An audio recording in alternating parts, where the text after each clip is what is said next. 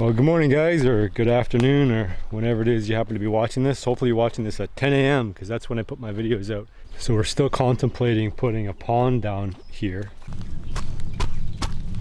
So we're kind of next to a swampy area, which is good for the pond because there's going to be all that groundwater. There's lots of wildlife down there, and having a pond will definitely help things out. I'm going to start preparations to build a pond. First in the order is to knock down some of these trees that were damaged by an ice storm a while ago.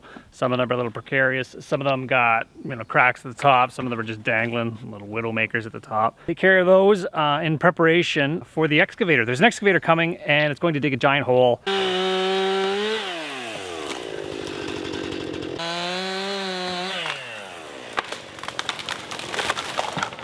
So some people are probably going to ask, why make a pond? So the reason for a pond is, well, primarily because it's cool. Secondary, it's good to have a source of water. Thirdly, wintertime activity. You've got skating on a pond, but not to mention fishing. We can, if we dig big enough, successful enough in actually making the water cool enough, we can stock it with fish. So we got food there. So there's lots of benefits to having a pond. Also wildlife, duck, deer can come drink. There's lots of benefits to having a pond. I think as long as the pond is deep enough and the water is moving, the mosquitoes won't be a problem. So let's get started. Let's get work. Cut some of this gnarly looking trees down so we can get ourselves a spot. Here is my giant stick pile.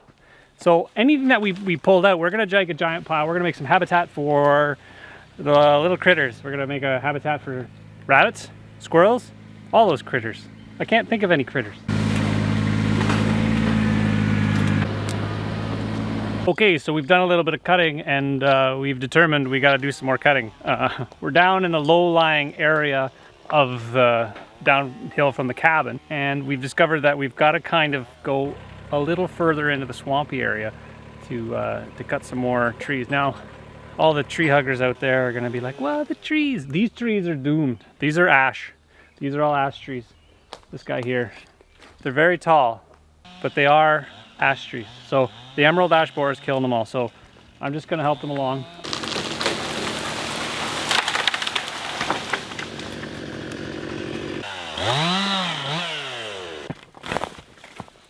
Going to your new home.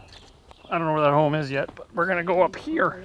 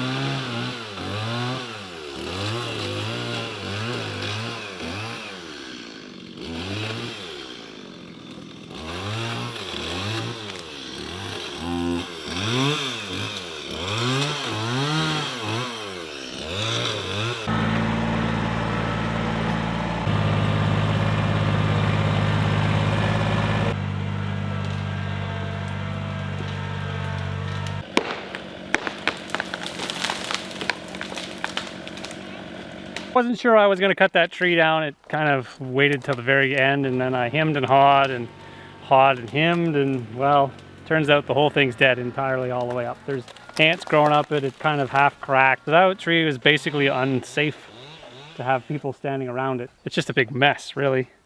Yeah. Oh, look, you found somebody's home. Not anymore. Well, might have been a squirrel or something. We just got to clean that up, and I think we're pretty much done. The site's ready for the excavator showing up in the morning. So I'll dig a big hole.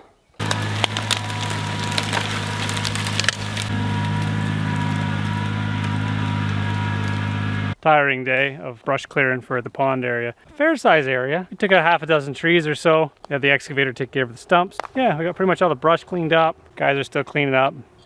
There's Chris, he's still working. Look at him. He's working, he's picking up sticks. Or swimming pools. 4 swimming pools. What kind of swimming pools? 4 big swimming pools. 4 big swimming pools. Is it going to be big enough for fish?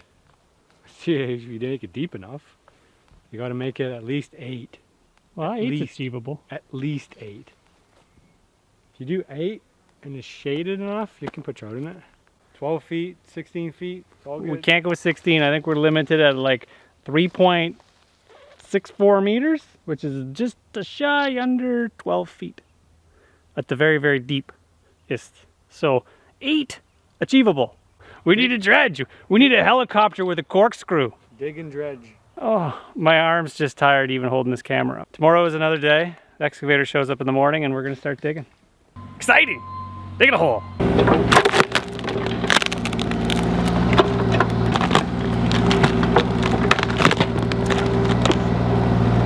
More challenging. We like challenge, don't we? It's gonna get muddy, really, really, really muddy. So Dwayne used to do this for a living. He doesn't, not necessarily anymore, but he enjoys doing it. So why not do something you enjoy? So Dwayne is here for the next little while, and we're just on cue. The rain is starting, so we're gonna start digging because, well, we're gonna need a place for all this rain to go, right? Exactly. Dwayne's like, I want to dig. Just let me dig. Okay, so we're gonna dig. All right, so let's watch Dwayne dig.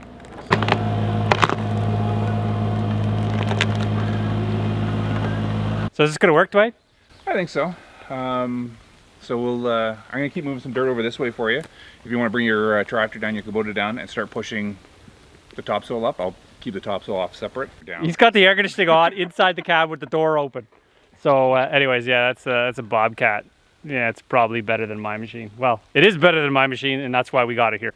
We're working on the topsoil. So now what we're gonna do is we're gonna actually change out the bucket. So the bucket, we have a digging bucket on, it's got big teeth. And then we're gonna switch it out for a basically a smooth bucket. And hopefully the ground is gonna be hard enough that we can just kind of nice and smoothly dig out the ground. Or they sent it with the machine, so we might as well use it. Give it a whirl, maybe it'll make digging easier. So is this bucket gonna work better? So what it's going to do is the tooth buck is really good for hard dirt or areas that you're trying to break up stumps or break up the roots and stuff. What we have here, getting into this clay and this little bit softer sand, it'll work better. And the other thing, the nice thing about the smooth bucket, it's going to give us some more control over for grading and contouring and stuff. So if you look down at the hole and you see all this big rough stuff, actually you can compare it right here where you can see the blade came up and it's nice and smooth. That's what's going to leave us behind. Okay. So, yes.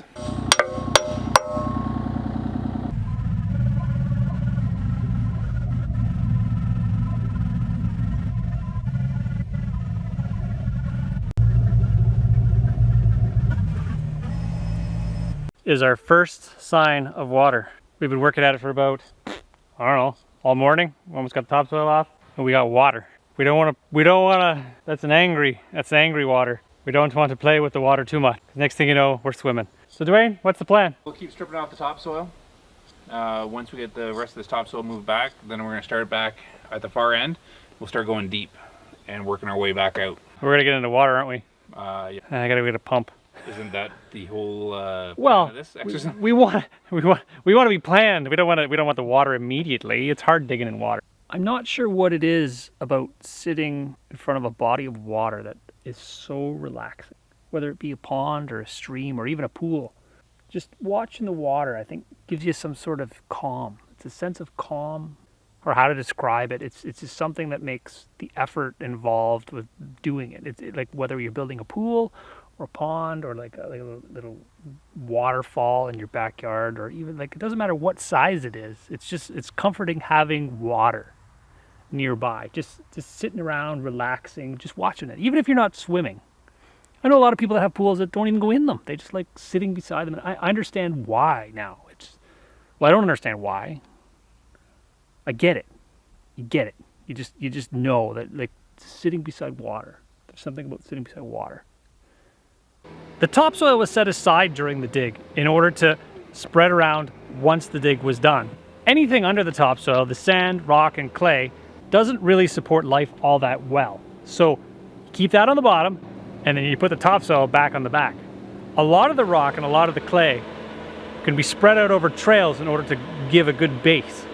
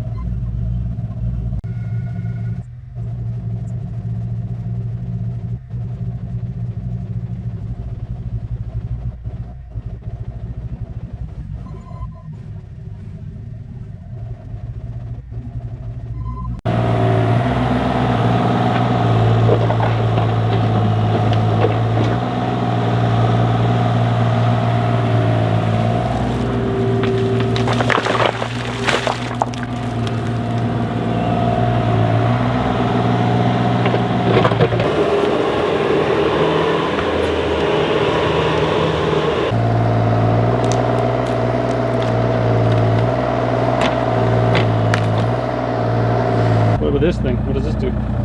Oh, look at that. Look at me spinning. This thing's amazing. I should have drove it. Oh. Yeah, Dwayne is a much better excavator operator than I am. That's why he was operating it. Oh, that's smooth. That's nice. I could have done that. Just repeat that like 10,000, 100,000 times. Dwayne was the right man for this job. I'm gonna leave it at that. Look, I make him better toast. I make a poop toast. You making what? Poop toast. Poop toast. Yeah. I was a little reluctant to see how much water was gonna show up inside the pond. So now it's been a couple of weeks, and yeah, let's have a look. That's pretty cool. That is the pond. So it's basically filled right up. Something looked like it just jumped. Doing it this time. Whoa. I'm not. I think the goal always is to make it useful. So it's useful for swimming right now, cooling off, water source for plants, but I think ultimately it would be nice to be able to put fish in there. And if the water is only about 4 feet at the middle, stirs up real easy, makes a lot of mud, it's probably not going to be good fish habitat. So I foresee there being a second dig. 10 feet. Yeah, at least you got to be 15 feet, because based on the area here, Oh yeah. right? You only got a small area. You got to go another 10 to get 15 to get this one small spot. You might get 30 fish in there. That's about it. You're not gonna get much more than that. And then you got a lot of room to expand. So, but then you might need the 40-foot boom. That's gonna cost big money. So that's my thoughts. Holy, what do you think? This is awesome, right? Yeah. Let's leave it a high note. That's awesome. Look at it's like sandcastles, It's mud castles, but mud castle. Got to make do sometimes. You know what? It's everything in stages. Everything doesn't have to be done at once. We dug this pond last year. It didn't get super deep, so this is going to be an experimental pond. But the idea is to get some trout in here. It's not quite deep enough. That's what's going to make this thing experimental. It's only about 4 feet deep. It's hammer time, isn't it? Got a big pipe. We gotta send a pipe home. Now, according to Clark at Linden Trout Hatcheries, he said a minimum is about 6 feet. So we're only 2 feet shy of what they would consider a good water depth for trout. Well, a passable water depth for trout. Look at that. It already wants to go. It pumps right out of the box, man.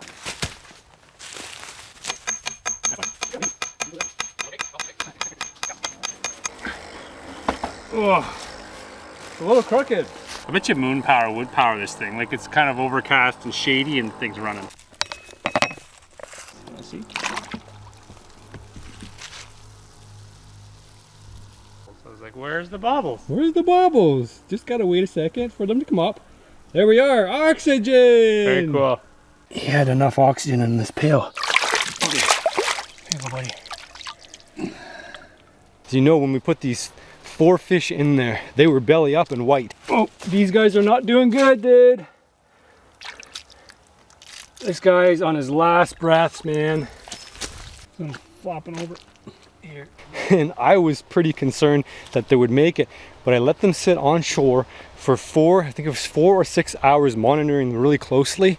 Find out if this new pond is worth working out. And that's amazing. Yes, the fish were fragile.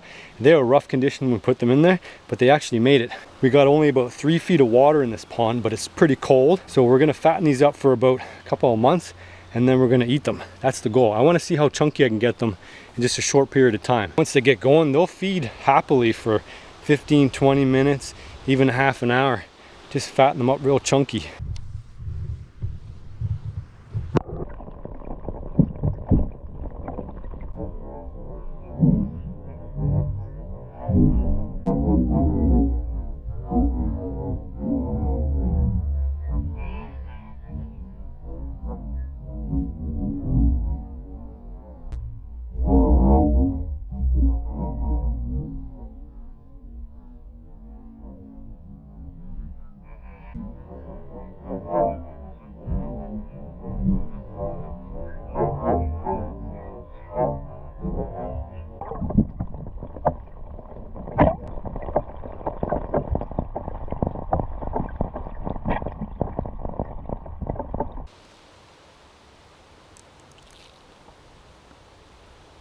They're all frozen fish sticks. Think they're all alive? I think they're like, they went south or something. They're frozen. Right. Oh yeah, you can see the shadow. He's waiting for it to sink, but it's not sinking. Just give it a second. Hey, look at it, just waiting for it, just below the surface. Yeah, I can see it. Could just stop making the ripples. And oh, there he is. See him? He looked cold. All right, guys, welcome to Linden Hatchery, Linden Trout Pond. I have a plan today. Just go bigger. Oh, he's got so much juice. Don't do it fast, but just go definitively. When he's ready, go, go, go. There you go. Woo. All right, well, let's call it a tie. You can call it a tie. Sure, I whatever. fished the whole time without a hook on there. Clean fish. Look at that. Don's eating good tonight. Which one's which? This one's mine. It's got a little bit of dirt on it. Oh, mine's bigger then. It's not about the size. Two caught it first. Like 3-4 pounders. This pond is full of fish.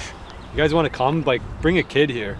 Then you don't have to mess around with all the other not fun stuff about fishing and just pull a picnic up. There's picnic tables here everywhere. How many fish are in there? Oh, I don't know, a lot for sure. How many would you guess? Oh, I don't know, 4,000 or 5,000? 5,000, something like that. That's oh, yeah, what, for sure. That's what I was guessing. About 4,000 or 5,000. Yeah, there's a ton in there.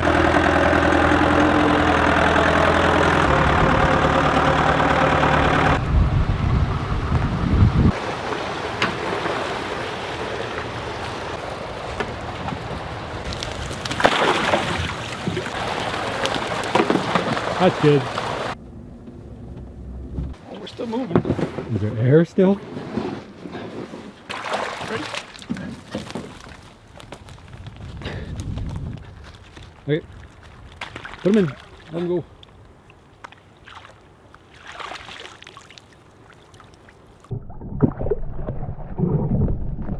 Ridiculous obstacle course.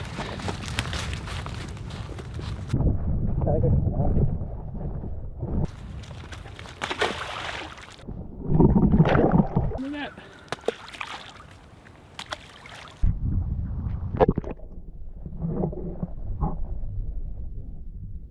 Winded. John, your turn.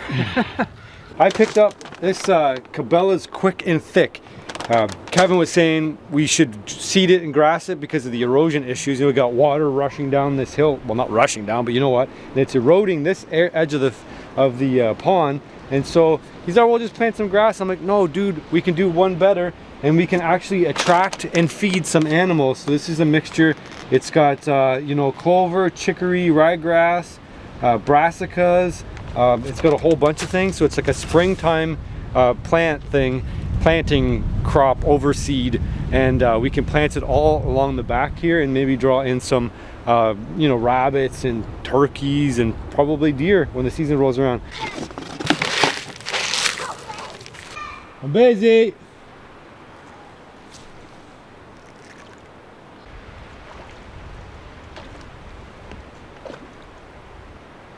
I don't know, just looks like grass seed. So somehow we're gonna try to make an even mix, even spread. By Throw it hand. up in the air. By hand. No, if I throw it in the air, it's gonna go everywhere. Plant each individual seed. This is supposed to plant an acre. We might be aggressive here and plant, I don't know. Trying to mostly focus on like the edges here to shore them up. And then we're gonna hope it rains after this. Just like planting grass seed. I think there's machines that do this, but today I'm the machine. And it is forecasted to rain today, so. Well, that's bad news. Well, here's something that's a little bit curious. If you guys can see in there, that gill plate is covered with, if they're little parasites or they're little worms. He's been there for a while. Kevin noticed it yesterday, and I said, you know what? I want to show people what's going on in the pond, so keep it protected. So he put a lid on it, put a bucket on it. That's down here and left it for me because I wanted to look at, see what the age of the fish was. That's a good half pounder, 3/4 pound trout. Oh, and yeah, it does stink. But we've got a lot of water turbidity. The water quality is not good. It has rained an unseasonable amount this summer, not this fall. I see another fish that's dead. This is not good. Our mending's going pretty good. This is through Bass Pro Shops, Cabela's Bass Pro Shops here. And then it's coming all the way back. The clover's a little bit slow coming up, but whatever else is mixed in there, that rapeseed and all that other stuff, the rye grass, it's all coming in pretty good. Look at the tadpoles eating that fish. That's crazy. I never thought they would, but I guess they're omnivorous. They'll eat anything. But that's the second fish. I'm trying to pick it up, but it really stinks. Oh, why does it stink so bad? Well, we don't want to leave these guys in the water. If there's two, there was one, I would let the tadpoles eat it and whatever else was in there. But if there's two, it's not good. It's just going to make the water that much worse. I don't think they do that. I don't know what does a pelican say. Pelican. Well, that pelican will have to do overtime duty. Not what it's designed to do, but it's going to have to do for now until they put a heron decoy on order. People use them for duck decoys because it's a confidence thing. And so the ducks will dive in on your set, right? Because they think, well, if a heron is hanging out there, probably it's safe, because herons are super territorial. Well, when I first set up this trail camera on the edge of the pond, I really thought I was going to get a different kind of pond predator, such as a mink, to run in the pond and grab a fish and come out. But I didn't expect to have this heron set up shop. Look how still the heron is, barely moving. You would think that was a decoy. So really have a careful look of what the heron does, anticipating the fish coming up before it even comes up. And then there's that fish rising, probably to grab some kind of insect on the surface. And then here's another view. I want to show you guys what's happening here. Watch how the fish comes up. And if you ever watch the fish in action, it actually sucks the surface of the water down to be able to eat that insect. And because there's stuff on top of the water, you can actually see the riffle. The stuff implodes in and the fish is able to suck in that little bit of food. Watch again here. You see that water move before the fish comes up and slurps it down? And the camera just picked up the strike here, but that heron wasn't taking a bath. It was actually going for a fish there, but it missed. It's interesting how after a try, the heron will dry its feathers off, because obviously it needs to be able to fly away. And here's another miss. Goes after it, goes for the dunk, but comes up empty-handed. And in disgrace, it has to dust itself off and fix its plumage, so if it needs to fly away, it can. Now here it is again in slow motion. Did you see what it's after? So I think whatever it was going for was out of the frame. You can see that heron is fully committed, dives right in. Now here's an interesting clip. You see the heron fly from left over to the right. So it obviously had landed there and then noticed something, so it flew over probably to investigate. Now here's the interesting thing. Now it flies back over, and keep watching, because what you're going to see is part of our mystery be answered. So let's keep an eye on things. And I watched over 40 minutes of this heron hovering over the pond just to pick out the interesting clips. But if you notice now, it starts to move over to the left because it notices something moving. So there's something it's focused on here, and then it's just about to enter the frame. So you can't see it right now, but down below the frame here at the base here, there's actually a fish moving. And so the heron is going to go over to have another look. And then a short time later, the heron moves back, and you can see just at the edge of the frame at the bottom there, there's a fish that's not doing so well. So that's probably one of the ones that's got all the clay inside of its gills, making it not swim very well. And so that answers the question of why did we had a dead fish. So we actually saw that fish die. Now, over the course of looking at all of the trail camera footage, I felt like I got to know this heron and get to know the life of a heron. So this is 10 minutes straight of this heron fishing, and sped up real quick. You can see long pauses, but also after 11 minutes, it ends up with one fishing opportunity right here, and it comes up empty-handed. First bit of detective work that you should do when you're trying to figure out what's good for your trout is check the temperature. So Kevin looked up, because I forgot the temperature. What's the optimum temperature? Did you remember? No, I didn't. Wasn't listening. What? You don't listen to me? 54 Fahrenheit. 54 Fahrenheit. Optimal. It says rainbow trout can be found between 44 Fahrenheit and 75 Fahrenheit, or 6 degrees and 23 Celsius. 54, we're looking good. So I've got my little fish pond thermometer here. It does a pretty decent job. We did lots of erosion control here before. So we're just gonna leave this in the water, let it do its thing. I did plan to take a lot of the fish out of here before the winter because we want to be able to skate on it, and then we can't keep the oxygen going in the pond. All right, let's see how this black wet fly works. And I noticed that when I stopped casting, 2 fish actually came up and grabbed stuff. And this pollen is like getting all over the line that's sitting in the water here. So, well, it's gonna be my goal today just to catch 1 fish on the fly rod.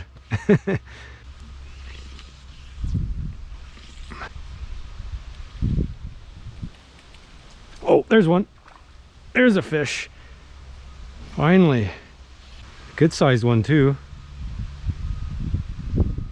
We're gonna take 10 out. It's gonna be the goal for today. Nice little rainbow. Okay. Got him bled out, knocked out, and got a rope. Throw him out in the water here. Nice little guy. Throw him in the water, keep fishing. Oh, there we go, there's another one.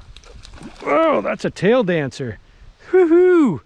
I think I've got the technique down now. I don't know if I should keep the rod tip up or low on this guy, but as long as he stays down. All right. I'll beach this guy here. There we go. If I don't lose him, that's fish number 2, like so. And then we'll rinse this guy off. Rinse these 2 guys off. These guys got some weird stuff growing on their gills. As you guys can see, there's still a good mess of trout out there. So we did a little bit of damage here. Probably about as much damage as the heron did, but at least I get the benefit from it. I am also technically a pond predator, and I'm okay with it. How's that for a big slab of trout? Look at that big guy. That's a 2-pounder. We got a bunch of 1-pounders. We got some maybe half-pounders mixed in there, all mixed in there. But that is a pretty productive pond. They've all got good colors. Originally I was thinking they're lighter and whiter, but they've got good colors now, that's for sure. So here we go. Lots of work to do.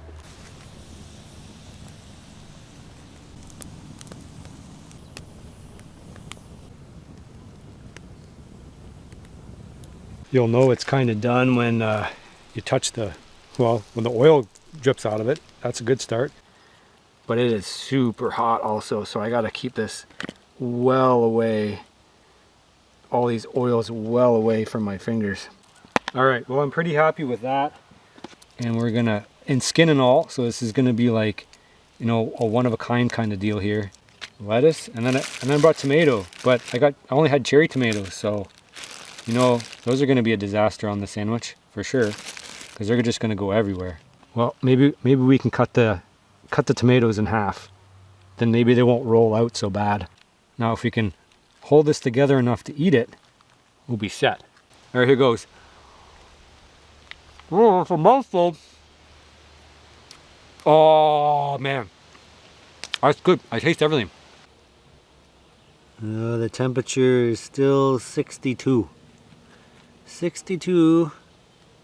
Fahrenheit. So that's pretty good. So if you have a pond at home, these are some of the strategies you guys can also employ in order to increase the water quality at your very own pond. I'll tell you what is good about this pond and what we've already discovered that is acceptable to fish life in this pond. We've checked the water temperature at 63 degrees throughout the entire water column at the top and at the bottom, so that's well within the range for trout to thrive. We have an oxygen aerator system from the Dugout Dudes. It's providing enough oxygen for our fish, but I believe what we don't have a handle on is high turbidity or silting and cloudiness of the water. So what's happening, I believe, our fish are dying because they don't have clear enough water. So you guys may be dealing with this problem in your backyard pond, your dug pond that potentially has, you know, clay sandy soil that's distributing itself through the water. So today we're going to try to figure out and solve the problem of high turbidity in this pond. Clay bottom, and then it just kind of, as soon as it touches any sort of water movement, it just turns to clay. High turbidity can be caused by silt, mud, algae, plant pieces, melting glaciers, sawdust, wood, ashes, or chemicals in the water. Turbidity increases in rivers and lakes water mainly because of floating algae, soil washing from the banks into the water, fires, or from industrial activities such as mining, logging, and dredging. In our case, the turbidity in the water is caused by walking, soil erosion, and just basically activities around the pond. I don't think it's anything to do with, you know, the bottom dwellers or crayfish or even like goldfish or, you know, carp. Any kind of like bottom dwelling fish tend to go to the bottom and stir it up. Trout generally aren't bottom feeders, so I don't think it's caused by anything that we've put in the pond. You can see where this rock is, that if the water rushes up against it, obviously it's just going to run itself back into the pond, and it's not going to disturb any of the clay. You can kind of see that. It just runs back into the pond. No turbidity. But if you look over here and you've got this clay, you can see as soon as you do that, you can see the water start to get cloudy. So just imagine when it rains heavily, all the water gets washed down this little bank here, grabs a little bit of this clay sand, and just makes the whole thing cloudy. It hasn't rained for a day, so we've settled out a lot of the clay in the water. So our strategy behind this rock wall is any kind of rock we find on the property, we bring it down here. So it's kind of like a, you know, like it's on the honey-do list. So you see a rock, you bring it down to the pond and you stack it. In a fun childhood memory I had at my cottage up in Commander Lake, we built a rock dock, and that's what we did pretty much all summers. We pulled rocks out of the lake and put them in this crib, and that was the rock dock, the famous rock dock. So this is part of my childhood, moving rocks. What do you think, Don? It's the same thing. You were picking rocks in a field, though, right? That's right, off for agricultural land. Farmer's field. Yeah, rocks are the farmer's enemy. So there we go. Another rock to prevent. Brick in the wall. Another brick in the wall, indeed, right there. So as you can see, we've kind of been working our way along the edge. We've got to do a little bit more over here, but as you can see, we've got some sort of greenery established, and we're preventing some erosion. So over there, we've added some topsoil, and we're going to reseed that area there. Okay, so we've overseeded the entire area, meaning the grasses and stuff will come up. So that is going to prevent a lot of the fine rain from getting at any kind of speed to get in there and erode our soil. So the next plan of my attack is going to be transplanting some trees. So we've got some trees that are in less than ideal location up in that pine forest. They're not going to get enough sunlight, and the gist of it is that forest has to be pretty much knocked down, and any of those little tiny trees that are down below are going to get damaged in the process. So we're just going to relocate those guys down to the pond's edge, because what that'll do is it'll allow the roots to go down and further secure our soil along the pond's edge. An ideal tree for that would be cedar, or a native tree for this area would be like a balsam. Their roots kind of go out in a horizontal fashion, so those guys would do well there. If you had a willow, like a weeping willow, those would work as well too, because those love water.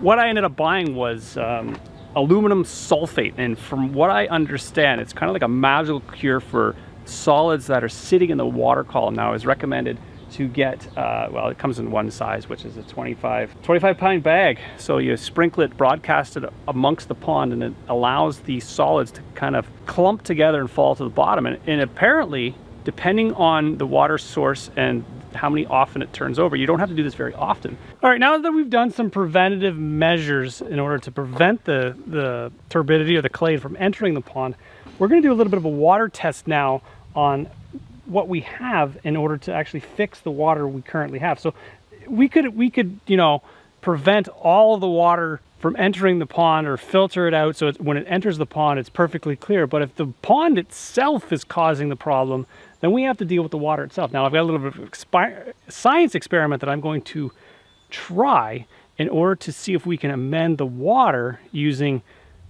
aluminum sulfate, which is apparently a miracle cure based on what I've read. So you can see it's not, well, it's not clear, but it's not terribly cloudy.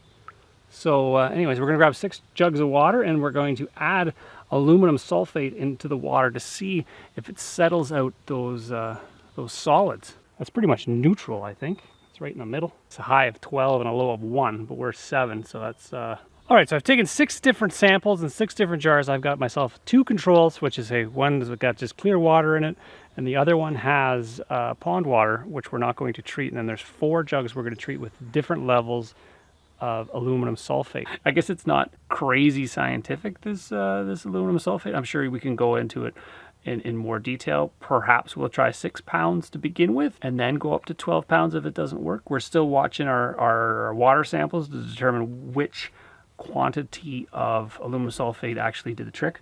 Preliminary findings are that the least amount of aluminum sulfate that we put in the water seems to be, it's turning the chunks into clouds of things, and the one with the most seems to have no chunks in it, no like clouds. Like by clouds, it looks like there's a floating cloud that's in the sky. It's kind of neat. Yeah, that's what we're finding right now. So we're gonna let it sit there for 12 hours to determine exactly what's going to happen with the water. If we come back in 12 hours and we find that the water is perfectly clear with the least amount, we can probably go with 6 pounds. And if it's the the clearest with the most, then we'll probably go with the 12 pounds. Based on our calculation, we need between 6 and 12 pounds to do our 0.04 acres of pond. So how many pounds do you want to do, Chris? Well, you can always add more. So do you want to start with 6 pounds? Yeah, try 6 pounds and, leave it for, 3 days? I think, because I was doing some research too, and it had a range of effectiveness. It was like, well, it works in an hour. And then some other people said it works in 3 days. And some people said it works 3 days and then it keeps working forever. 6 pounds of aluminum sulfate. Coat the entire water column. Can we hold that? Well, can you look at it? Here, you look at the AquaView and I'll stick it in. Can you see anything? No, There's no visibility? nothing. No It's visibility. like a poke a fish in the face to see it. Here, let's see if I'm on the bottom yet. You might be able to see the bottom. Oh, there's the bottom. So you can see the bottom, so there's a little bit of visibility. But you can't really see through the water column at all. Yeah, it's maybe like a couple of inches, maybe 2 or 3 inches, like on some super clear lakes. Even down 60 feet ice fishing with this thing, you can see 4, 5, 6, 10 feet in the water column right now. Like there's absolutely 0 inches. It'd be like swimming and snorkeling in a bog. So we'll see what this treatment can do. This is a before control shot of the pond at about 17 millimeters on my camera, just to give you guys an exact sort of reference point. So there has been no treatment in the pond. As you can see, it is mid-morning. We've got a lot of pollen on the top of the pond. The aerator seems to be going, slightly overcast, and then we're going to see once we treat the pond to see how well it does at consolidating the clay and seeing if it clears it up. It's a lovely day for a boat. I think we're making it more silty. Well, maybe a little bit, but it's for the betterment of the pond. Okay. Well, You want the camera? And I'll don my gloves and my mask. Safety eventually. All right, so we have our treatment done. We've added 6 pounds of aluminum sulfate. We've broadcasted it throughout the entire surface of the pond, being sure to stir it around as we go to kind of disperse it. They do mention, if you have a larger pond, you can use a motorboat to kind of disperse it throughout the entire pond. We don't have a motorboat, so we used the paddle. We dispersed it the best we could. And yeah, so Chris, how did it taste? like metal. Really? Like I don't know. It was just always like a faint flavor. Oh, It's like, I don't know. I say metallic because it's aluminum, but well, you're gonna live forever now.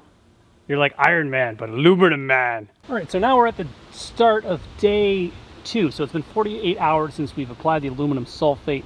And as you can see, the pond still seems cloudy. Now, it might be like incrementally better. I can't really tell.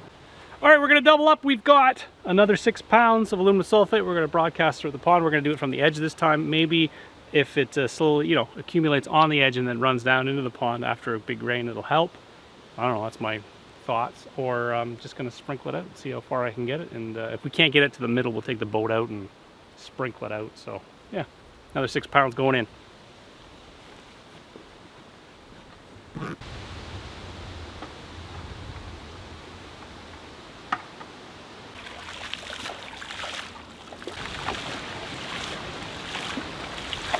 This is a shot at day 4 after applying 12 pounds of aluminum sulfate. As you can see, pollen content is still very high and we've got a sheen over the water. As far as I can tell from the initial observation is that the water remains cloudy, or the high turbidity.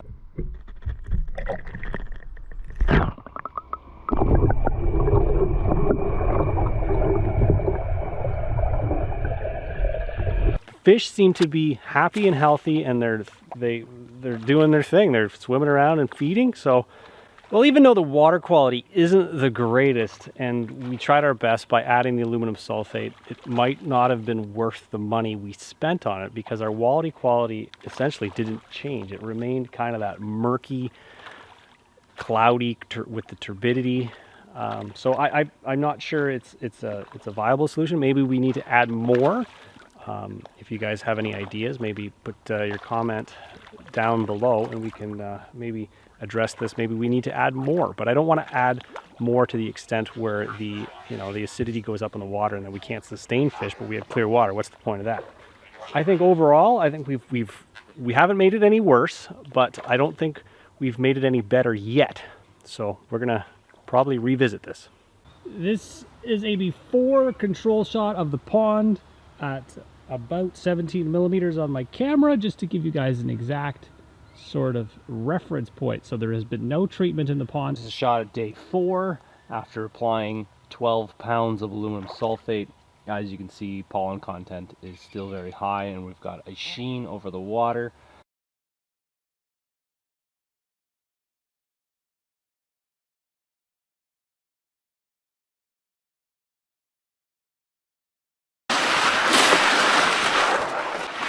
Well, today's D-Day for the fish.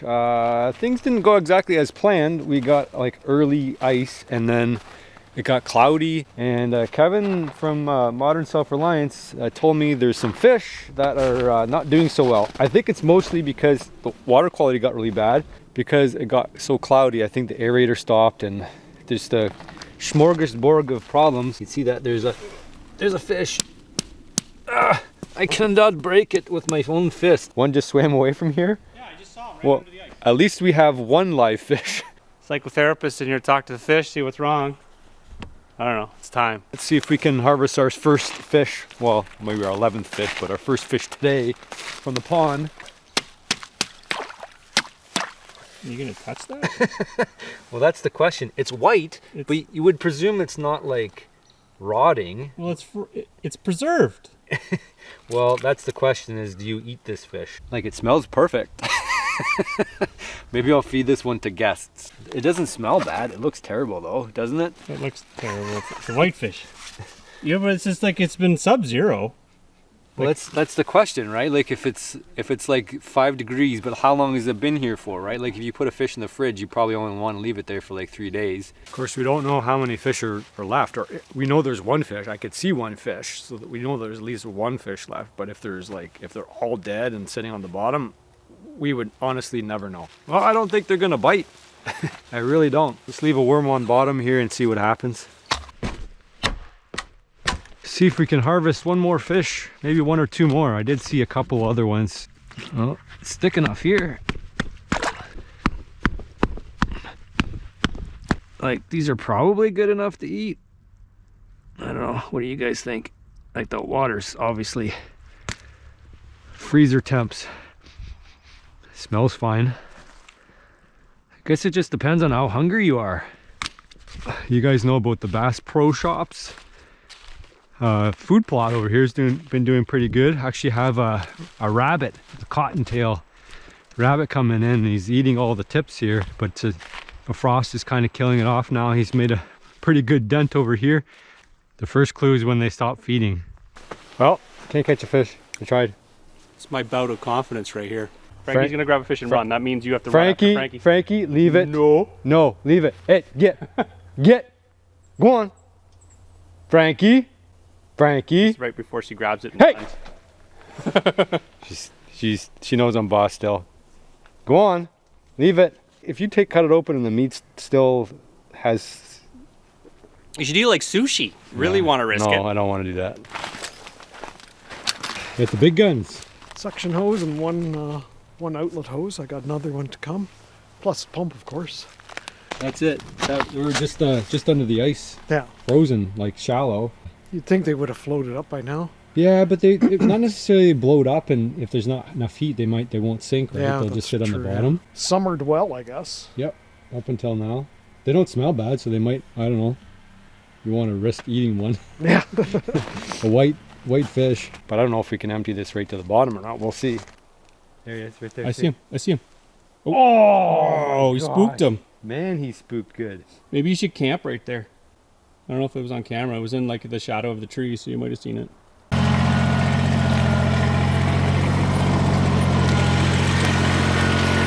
I can lift it with 1.5 because one of my arms doesn't like me right now. Oh. See, ideally we can punch a hole in the middle and let the ice float us our suction. Same place twice. There we go. Okay. My anaconda don't want none unless you got buns, son. Buns. Buns. All right, so what's the plan? Princess Auto pump. This is a what, 2-inch? 2-inch transfer pump, and it's going to pump lots and lots and lots of water very, very, very quickly. How much water quickly? Oh, it says right on the side, I don't know exactly, where is it? 9,480 gallons an hour. Just because I'm asking because I would rather fish them out rather than just watch water drain. It's kind of like watching paint dry. Well, I don't know, this thing's this is crazy. So how long is it going to take? I don't know, like it's 10,000 gallons an hour. How many hours? Like Dawn did the math at one time. So Remember, 50, it was like, 50. do you think it was 50,000 gallons? So it was like 5 hours. Well, no, but we got 2 feet of missing water, which is like the most of the water. We got like the bottom of the cone. All right, well, we'll see. It should go So 2 or 3 hours? Well, I hope not. An hour? Well, an hour there'll be a substantial difference in an hour. All right, we'll see. Place your bets, everybody. Adding some water to the pump to prime it. All day. All day. You're less optimistic than Kevin. I was saying a few hours, at least 3 hours. There it goes. Wow, there's a lot of water coming out of there. Maybe I should revise my estimate. Water line's right here.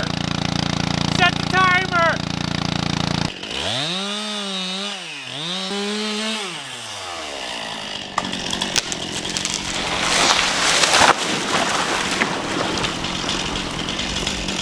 Five total dead fish so far, like around the shallows. We're betting how many fish we're going to find in the bottom. I say less than 10. Kevin says about 10, and Don figures 20. I'll do $1, Bob.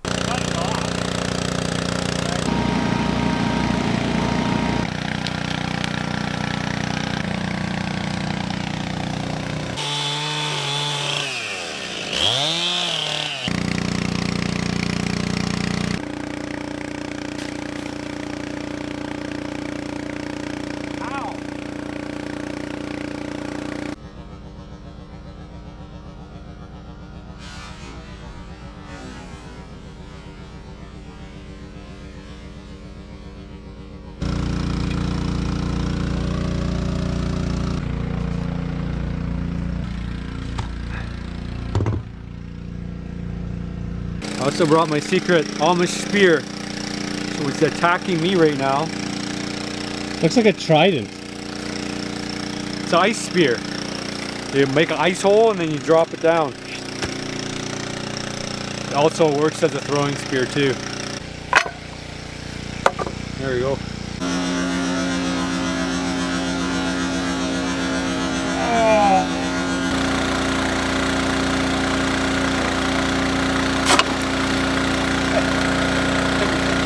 Is it? Okay.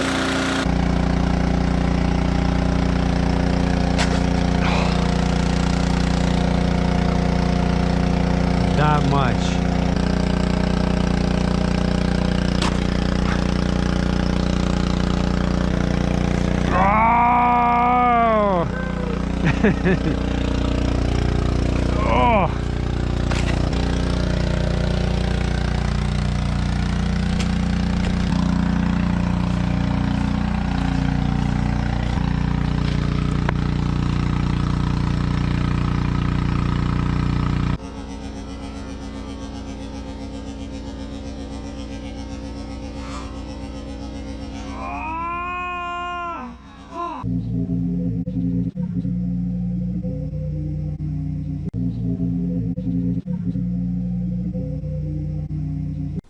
Well, it's not all we got. We got a little bit more than that.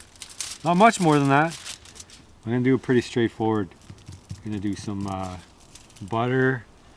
We're gonna do some shaved butter. I guess we're gonna do shaved. It's so cold out here that it's hard as a rock. So this won't take very long. We might add a little bit more butter on there, but we're not gonna overcook it. We're just gonna cook it lightly. That shows it there. You guys can see. Just smells good. Just like a mess of fish. That's your side. This is the well done That's side. more cooked than my side, but I don't care. The water levels are pretty low this year, but once it iced over and it got cloudy, the pump would only work for maybe an hour a day.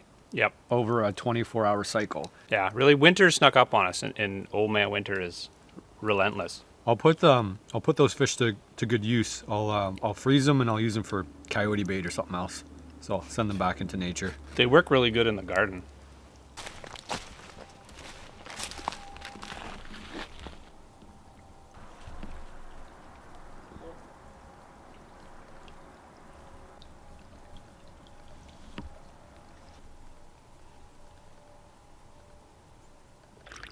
You can see the water coming in there.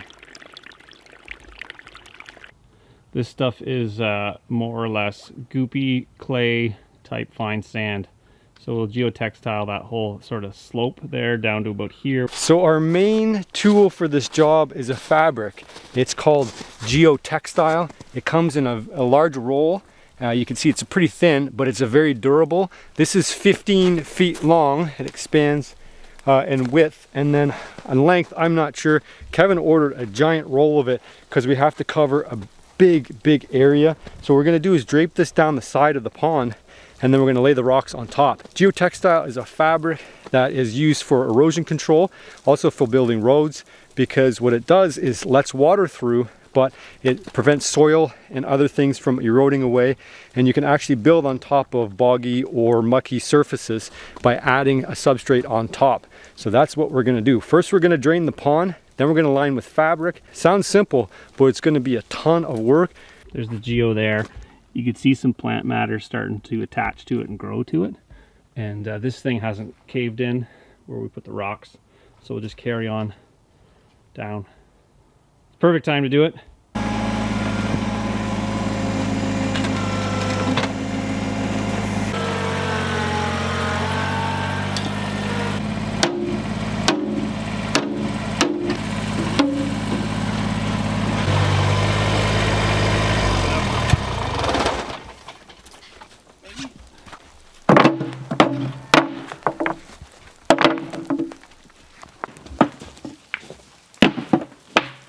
Harvesting rocks. 100-year-old rock. They're Well, like- I guess it's older than that, but it was put here probably 100 years ago. They're like, it's like finding potatoes in the forest. It's like we're fishing for potatoes. Potato rock harvesting. It's kind of satisfying. You find like a potato like this, and you think it's a rock, but it looks a hell of like a potato. So these are old caches. Well, not caches. I mean, they're just disposition spots of disposed spots. You can see it's the edge of the forest. Well, it used to be a field here, I assume, and the farmer would just dump them down in here.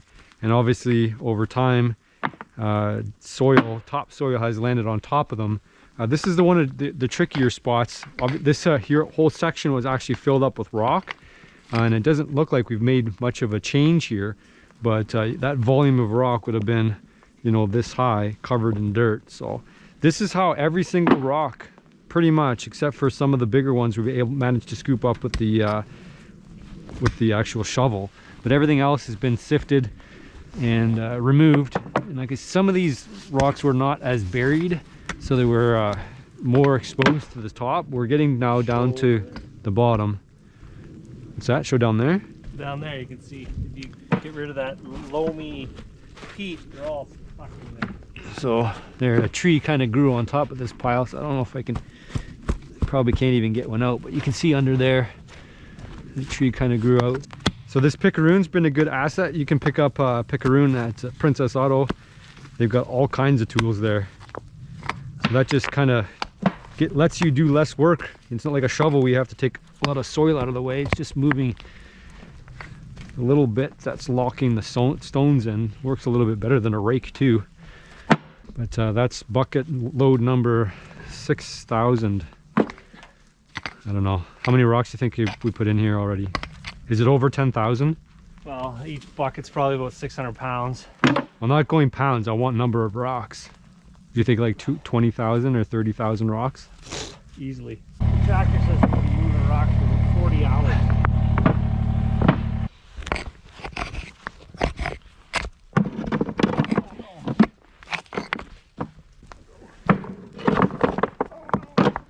One too many.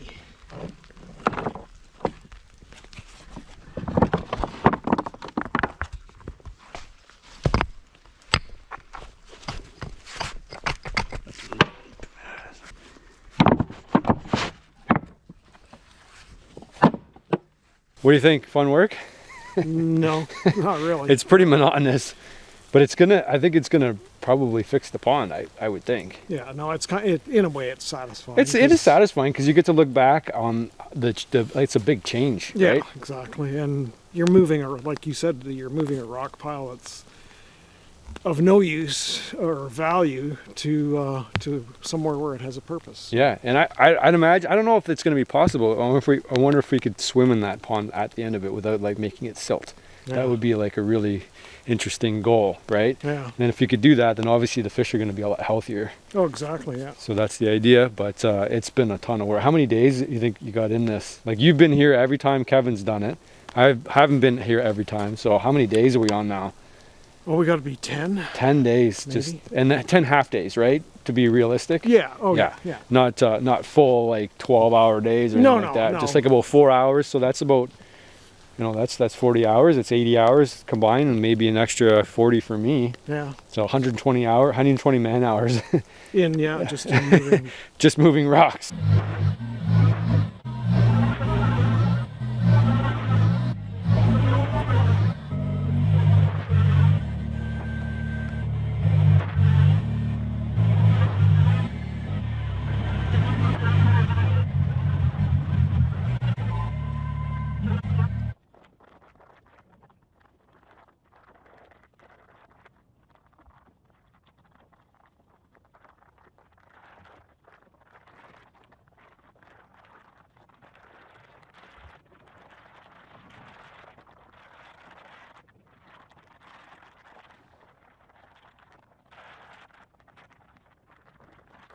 Kevin just dumped off a load of rocks in there.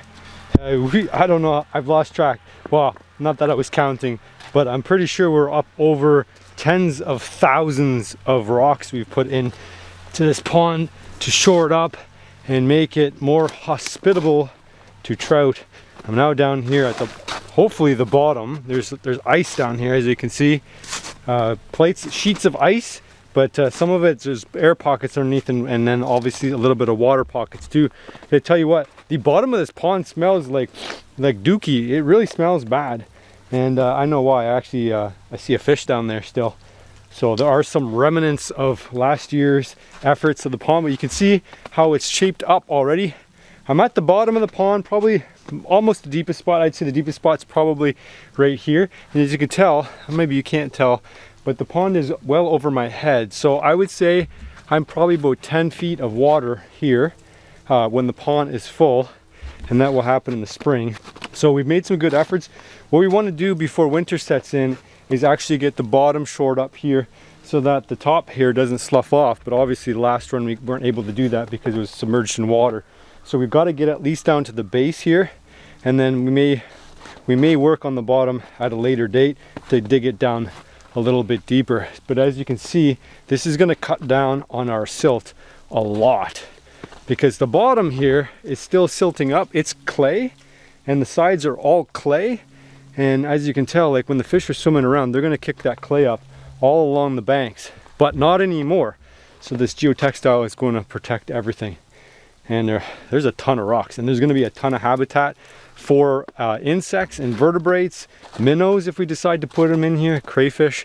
All kinds of animals can live in these crevices versus what we're looking at before, which was straight up just goop, right? Nothing much can live in, well, some stuff, mosquitoes and things like that can live in just this goop here. Because see how fine that sediment is? So that's easy to get up into the water column and stay in the water column. I made a mistake. Now I got it on my fingers. Anyway, we're gonna keep working on things. Maybe I'll just rinse it off right beside this old dead trout here. Yep, that smells wonderful. It doesn't smell too bad. Anyway, we're gonna keep working. We got a little bit left to go. By a little bit, I mean still quite a bit. I mean, every shovel we put in here is a shovel less that we have to. But man, was this ever a ton of work. But I think it's gonna be worth the effort. The proof is gonna be in next year when it fills back up with water. And if we see clear water, we'll be off to the races. Look at this sheer cliff here. See, it's quite the effort to put in. And but we've done it.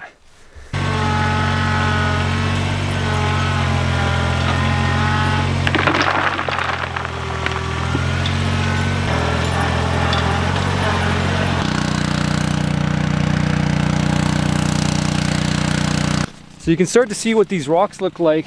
They're all different sizes. These are what grow up in the fields. By sintering, I think it's called. The rocks are actually pushed up out of the soil. So these are the bane of existence for farmers, because what happens is these continue to grow almost forever. You know, through the pressure in the earth, so sand is compressed together into rock, and then because the rock is larger than sand, the sand sifts down below the rock and then forces the rock up. So throughout the years, these have been collecting at the edges of fields because farmers move them from their farm where they plant, because obviously they don't want to pile the rocks in the way when they're planting. So you can see it's made a pretty good dent over here. We have quite a bit left. So it's nice to be able to just dump a load right in the corner here, and you'd think that that's mostly how this is going, but it's actually not the case. Because if you look here, there's a big pile of rocks and it's up about a couple of feet. Now if the pond was extremely deep and we weren't concerned about losing some of the volume of water, that would be it. But now what we have to do is come and spread them out so they're only, 1 or 1.5 rocks tall.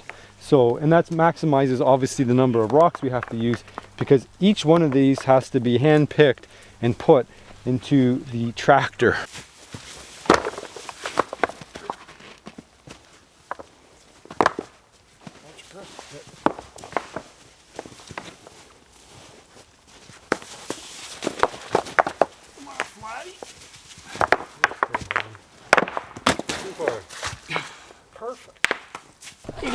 Completely losing it. There, that's not too bad. And then there's another one here. We just throw it there. So as you can see here, we've laid a good layer of rocks, and what we've been doing is just pulling them down and then filling in the little gaps here. And these are going to make a great home for all kinds of different aquatic or semi-aquatic animals, crayfish, minnows, and all kinds of invertebrates are going to find their home in here, and then the trout will happily swim along looking for things to eat. You guys let me know what you think we should put in this pond. I've got some ideas, obviously the regular culprits, but the sky's kind of the limit. We don't really have a shallow end of the pond, as you can see, anymore, so we may or may not have some vegetation, that's a good word, but we can always add some later on into the edges here, just by adding some topsoil and then finding the kinds of weed species that we want. But in a trout system, we really want to emphasize the cool, clear water, and so that's what we're aiming for here. If this was going to be a catfish pond or crappie or panfish, then it wouldn't matter about the water quality. So this is like the ultimate challenge as far as building a pond, one that can house and hold trout from something that was, substandard when it came to the substrate. Gravel bottom would obviously be ideal, or rock bottom, but we don't have that, so we're making it. And so not only do these rocks have to be picked up once to put into the tractor, but then they also have to be picked up again and placed in the right spot in order to use the fewest number of rocks possible. So it's a matter of taking from the pile here and then finding a spot like this which doesn't have a rock, and then carefully filling it in Something you guys might think is happening with this pond is that it's actually getting silted up from rain and stagnation, but that's not the case. This pond is actually spring fed. There are tiny little springs throughout this pond which actually fill it up, and so that brings in cool, clear water. So after we're done rebuilding the pond, we're going to plant up this area here. So this is the leading edge of the pond. See, there's quite a bit of a grade here, or maybe you can't tell, but it flows down into the pond area here. So it's important to have some vegetation. We grabbed some overseed from Bass Pro Shop and Cabela's Bass Pro Shop. They have got a ton of stuff too there. You can get all kinds of housewares and, you know, camping. There's also fishing and hunting, you guys know that.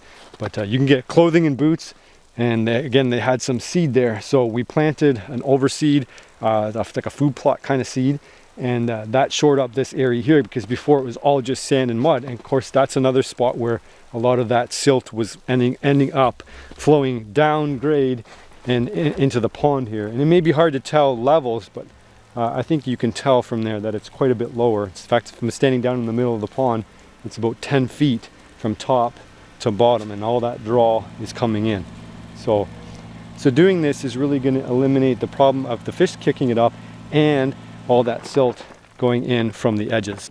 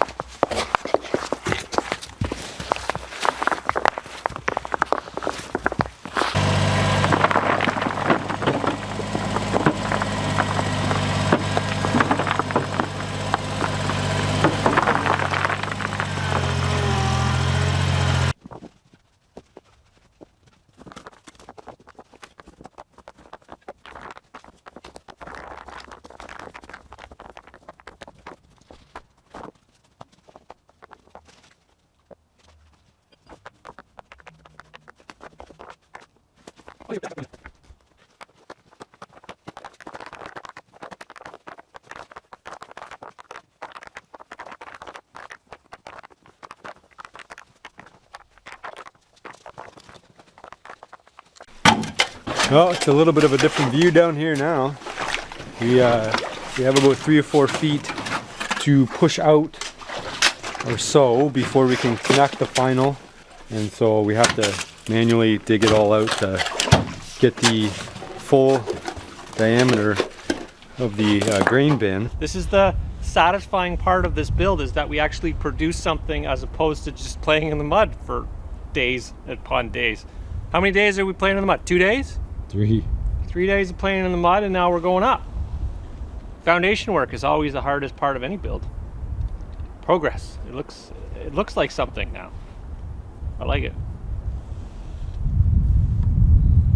Well, you guys know, if you've been following this pond series, that this is not the most ideal substrate for a trout pond because it's primarily clay soil rather than gravel or rock substrate, which would make cool, clear water. Now, our first iteration of this pond ended up pretty swampy, more like a catfish pond. However, this pond does offer a unique opportunity because it has a cool spring coming in. You can see the water coming in there. Over the course of the last few months, we've put a ton of energy and labor into this pond.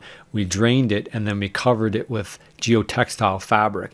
After that, we put in 10 days worth of field stone that we collected from nearby overburden from a field, and we carefully placed it all over the geotextile. The geotextile is a plasticky material. It's mostly used as a substrate for erosion control and can also be used to make roadways.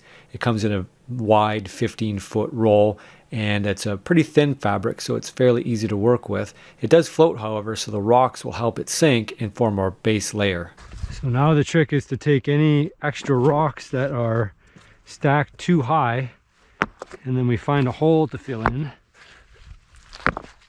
so that we're not overstacking.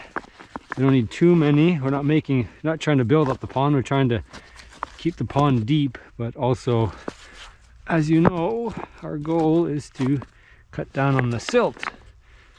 So we'll fill in all these holes, move the rocks as needed. Now I know some of you guys might be curious as why anybody in their right mind would undertake such a massive project, massive undertaking.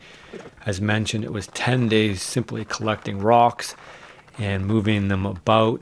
So lots and lots of physical labor when we could just simply give up. But there's no challenge that isn't big enough that if you put your mind to, you can accomplish, even if it just requires just a ton of time and effort. You see, every single rock had to be placed individually. We could just simply pile them and try to smooth them up, but because of the sheer ledge, a lot of the rocks would want to fall all the way down to the bottom. Then we just end up with a pit full of rocks rather than actual void that could hold water. So we were mostly concerned with trying to keep all of the sediment from ending up down in the pond. And because we had to pump the pond out every day, it was a good time to wash off the rocks, and that would settle down into the base of the pond. Then we could sluice it out with the trash pump, and that would remove a lot of the soil and substrate, because we actually wanted to produce some cool, clear water, as mentioned, for our trout. So the idea of washing everything off, it drains to the bottom, and then when we pump it out, we can get rid of that. And that's the pretty typical course of action for any kind of pond that has been man-made, because the earth actually wants to return the land how it was found. So if it wasn't a pond or lake to begin with, it'll probably want to turn back into what it was previously. So you can see here's a junction between the rock and the geo and how it ends up into the pond. In this video, we're going to be doing something even crazier. We're going to go deeper. So we're already about 10 feet deep as is to the base of the pond, and the plan is to go an additional 10 feet after that.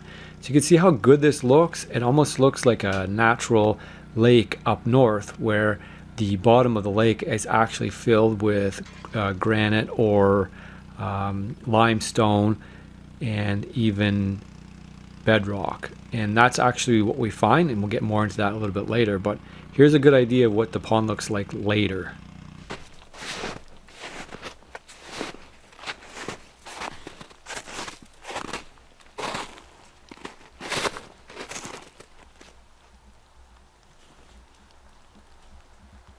See that? Can you see? Yeah, you can see rocks down below. It's like prime trout waters now. All it needed was 10 days of rock move. You see it? Yeah, I can see it. Oh, I need a polarized lens to get in there. Well, I don't know if you guys can see, it cleared a little bit of ice here, and it actually looks like proper, like even almost northern Ontario back lake clarity, like crystal clear waters, although it is like, you know, winter conditions here now. We had quite a bit of a winter melt over the last couple of days, so I just came back out here to have a little inspection. Be nice to break up a little bit more of this ice too, because we have some more work we're going to do, take advantage of what's going on with the pond here. You can see it looks really good. It's probably going to be an endless kind of project. We're going to have to dump more rocks on the top here as some of the rocks kind of slough down and then find their home. Some of the other sides here, especially the deeper sides, or the steeper sides on the other side, the rocks are going to continuously fall in. But we do have another plan. Kevin's got some big bucks spending going into here. He's got a giant excavator, and we're going to dig down a little bit deeper down here in the middle to kind of finish it off. But we've got another plan. You got to keep watching to figure out how this thing go. But I want you guys to leave down in the comments what you want to see this summer happening as far as developments go. I got probably some crayfish coming in, probably some minnows. I think would be a really good idea or a good addition here. We're thinking about a waterfall. So we've got a sponsor who's really taking note of this channel and going to supply us with something that's going to help us create a little bit of water flow. Now the biggest issue with this pond, I know a lot of people think it's like, it's just, you know, messed up, it's not going to ever get fixed, but it's the clay. It's the clay and the sediment that's messing up the pond. The clay is a very fine particle, and it suspends very easily, and there's a lot of it. So what we've done here is taken a lot of the clay out of the equation. The question is whether it's going to be effective or not. So you have to keep watching. This has been a major project. You still got that washing off all the rocks. So once that's all clean and you get some more little pebbles in and lock it all in, I think it'll be even better than that. So as you can see, I've got the viewfinder here on the AquaView, and it gives me instant feedback. I don't know if you guys can see it as well as I can. You might get a bit of a glare, but you can see it looks pretty darn sweet down there. If I was a trout, I would love to swim around down there, that's for sure. And then after that, we can add some places where they can duck out and hide out, and maybe even some submerged trees that they can hide underneath. We don't want to add too many snag hazards, but we also don't want the fish to be having to swim around all the time just to feel comfortable. If we can get some little nooks and crannies where they can hide out, that would be pretty darn sweet. Have to be careful today. The ice is a little bit sketchy around the edges. You can see it hasn't quite been frozen because mostly the water's filling back up with the ground water. That's the spring. A lot of you guys don't understand that it's spring fed. So it is getting a constant replenishing of new water, but because it's been rising, the edges haven't been able to freeze, and of course there's more surface area as we come up, so it's adding a lot more volume. Got the paint pole down here to get a sense of just how deep it is. I don't think this is the middle of the pond exactly, but it's pretty darn close. As you can see, it's well over my head. If I had to guess, I would say that's about 8, 9, 10 feet or so. And like I said, that's not the deepest spot, and we've got plans to go even deeper. So I think the deepest spot is kind of right around here, and it's shaping up pretty good. I'm actually had my doubts at first whether we were going to be able to accomplish this, because it just required such a vast amount of rocks. But we did find the mother lode of rocks right on site. If we had to bring all these rocks in here, it never would have happened. But because they're locally sourced, we didn't have to truck them in from far away. It was easy enough to do it. It just required a ton of labor. So as I'm dropping the AquaView down there, make note of how there are some spots that don't have rocks. There's still the geotextile down there covering the bottom, so you will see black at some spots. We have mostly larger fieldstone. I think with time we'll get some smaller ones and just keep adding even more. But you can see how clear the water is, and this is how the pond started even in the spring, but as the season went on, it became more and more clouded. So what I want to show you guys here, I've got a paint pole down here, and I'm also going to take the AquaView and just bop it on the bottom just to show you how easy it stirs up. A lot of you guys said, well, it's not fixable, or you said, well, you have to just add some rocks. It's not just as simple as adding rocks. Like, we added tens of thousands of rocks into this pond to make it the perfect habitat for trout.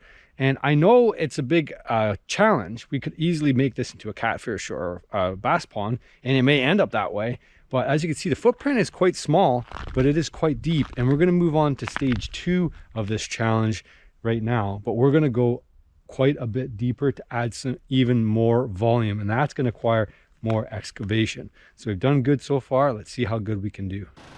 So in a few days later, we had to drain the pond once again. Holden, my son, came out, have a peek and give me a hand. We had the idea to get the tractor in, so we hired a Mini X to do a little bit of work. I'm walking down here. This is kind of the boat launch area. So we made a dry spot where the Mini X could get down and start digging. The idea was to put it on a shelf and then dig from the middle another 10 feet from the base. So Kevin had made a little contraption so that the pump didn't get locked up with a bunch of material. So he made a little basket that would sift things through. Now this isn't fun work, it's certainly not in the winter, but there are challenges to doing stuff in the summer as well, because everything around here will turn into complete mush and sludge, whereas now it wants to solidify into more blocks, which could be more easily moved. So as you're going to see, this Mini X didn't quite do the job. We kind of ran into some problems.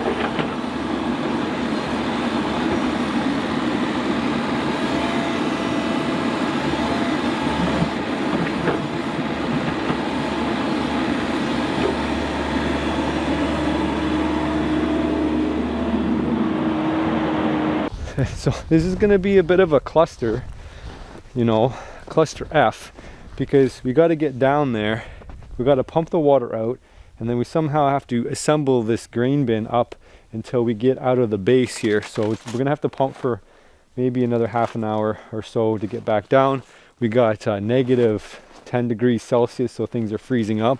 It's not the most ideal conditions, but if we wait much longer, more of that rock face is going to shear off. It's already a little bit has sheared off. Nothing about this is super straightforward or easy, but at the end, we're going to have a 20-foot deep pond with a very, very small footprint. So we should be able to have a whole pile of trout down here. Anyway, nothing straightforward when you're digging, and digging is one of the hardest things you can do.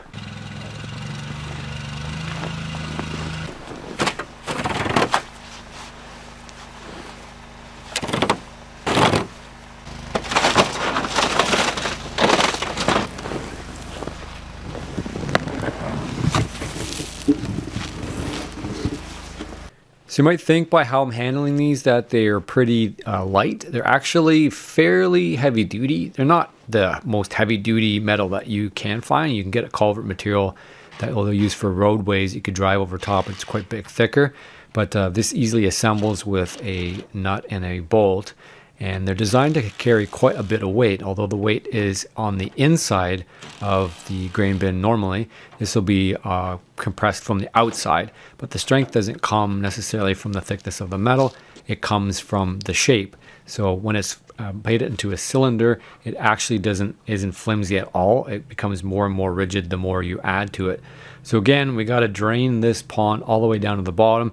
If you can notice on the far side, the edge sloughed off, and we actually, when we started working on it, we were hoping that the cylinder diameter wouldn't touch into where it was sloughed off, but we soon realized that that wasn't the case, and the measurement was pretty much exact. So anywhere that was dug had to be re-excavated, and sadly this had to be done by hand, and this stuff was super heavy. Like, this is an entire day's work just to get the bottom ring in, and then took us another whole day to get it level. This was so much work. It's unbelievable, and just not the greatest conditions because you're so far below the surface and in the water too.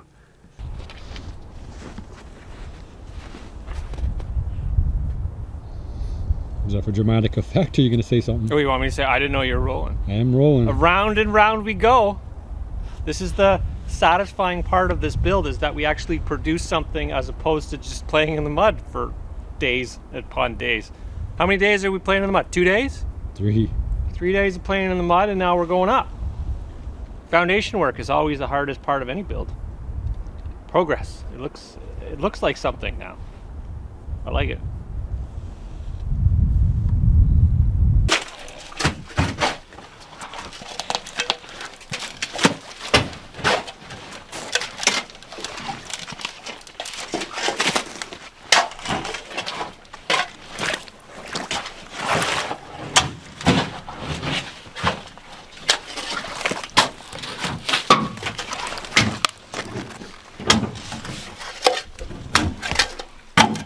Well, it's a little bit of a different view down here now. We have about 3 or 4 feet to push out or so before we can connect the final.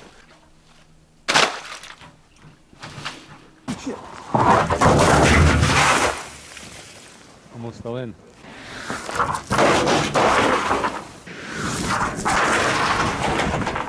Digging around in slop. Just mess the slop, and your feet get all caught, and there's ice and snow, and everything's getting caught everywhere. This reminds me of Star Wars, like The trash compactor. There's always constantly like loose footing and sloshing around. So there's a spring over here, definitely a spring there, so that's gonna contribute to the pond filling back up, which has been doing every day. So it takes us about an hour to pump it out. And then there's a spring over there on that side. Where's the other spring besides that one and this one? There's one there and one there. I don't think there's 2. Just 2? And then because we've hit bedrock, there's probably a vein that's filling up from below as well. So we're gonna switch back to time lapse up there. We're gonna get the rest of the panels installed. We're gonna do one more here on top, at least. So we're gonna have 3 high. Is this worse than digging a Japanese spider hole? Yes. Don? It is worse. Anyway, that's enough talking. But get back to work.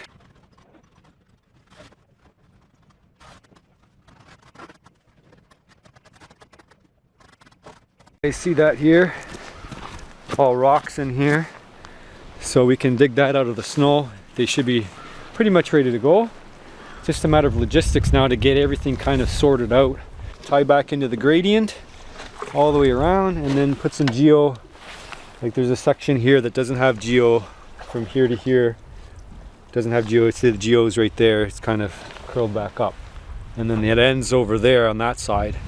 And then it kind of ends just about shoulder height over there, according to where Kevin is standing. That side there doesn't have geo, so we want to put geo down there, and then we're gonna have to figure out a way to backfill that.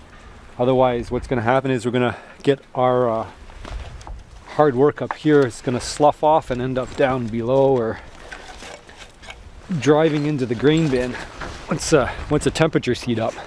Anyway, this is what the pond looks like. So that's the area over here. You can see, or maybe you can't see, but the top edge of the grain bin here will lead into an edge or shelf up here. We have a grain bin sunk down 10 feet below the lowest point that we were before. So we're down about 20 feet or so from the top of the surface. So we're gonna have an ultra deep pond. And where we're at right now, essentially what we did was we drained the entire pond, and then we lined all the outside edges with geotextile fabric, and then we put a generous layer of fieldstone all the way around the outside. The idea is to get rid of all of the silt that's been happening around the pond.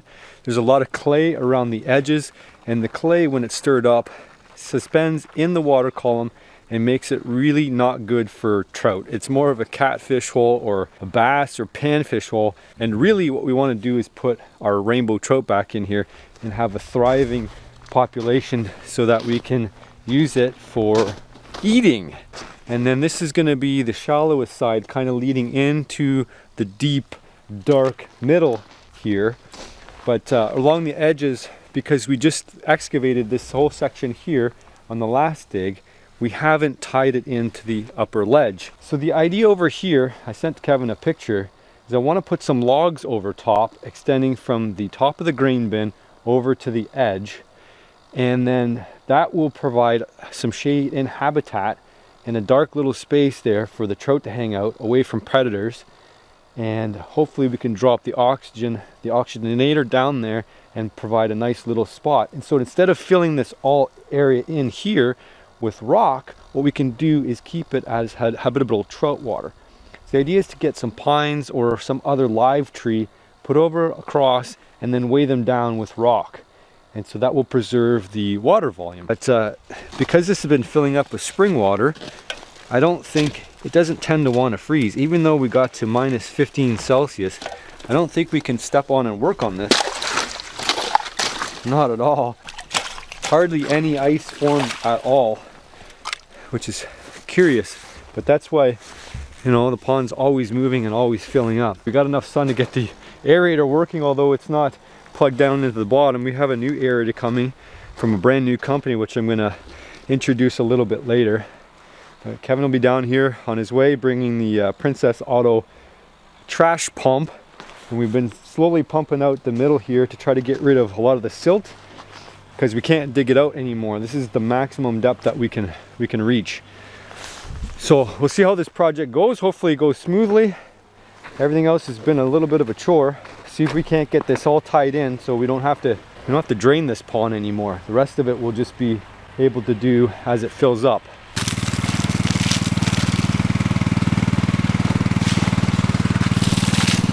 Full throttle. Full throttle. You probably got to get closer.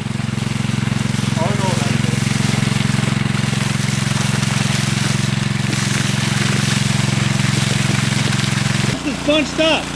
Right at the ladder. Right. Get it on the Right by your feet. Just wash by your feet and it'll wash down.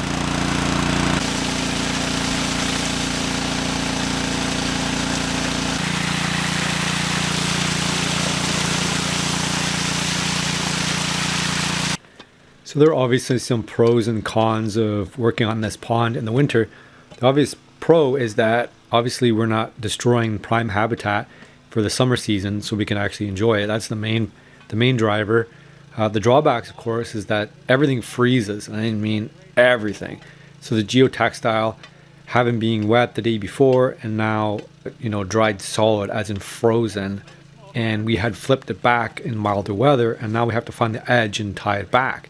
So the idea is to make the entire basin of the pond completely covered in geotextile and rock. And if we just ignore a section because we can't see it, doesn't mean it's not there.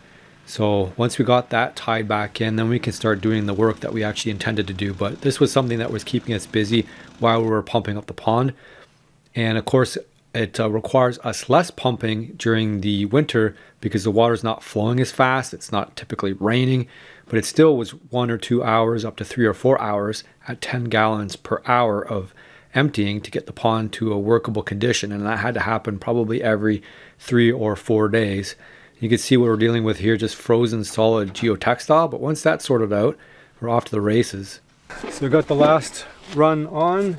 Here's a good look at what we're looking at. So obviously that goes up the hill, and then there's a bit of a shear, not quite shear. It's a good gradient here, I should say. It's not shear because we can add more material here and we could fill it up, but why waste that space? So this is the spot here that we were going to keep kind of open, and we're going to build the fish structure is going to go from over here and sit on top of here, and then we can pile rocks on top, or we can just leave it as like a driftwood kind of deal. So even after exposing the geotextile, we realized, of course, that it wasn't so easy just to tie it back in.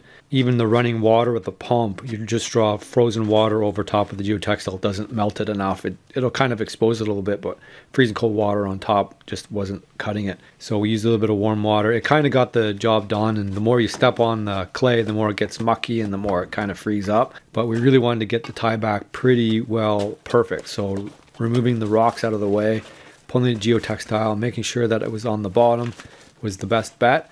And this isn't something that you can do with the pond full of water because the geotextile is a plastic material and it floats.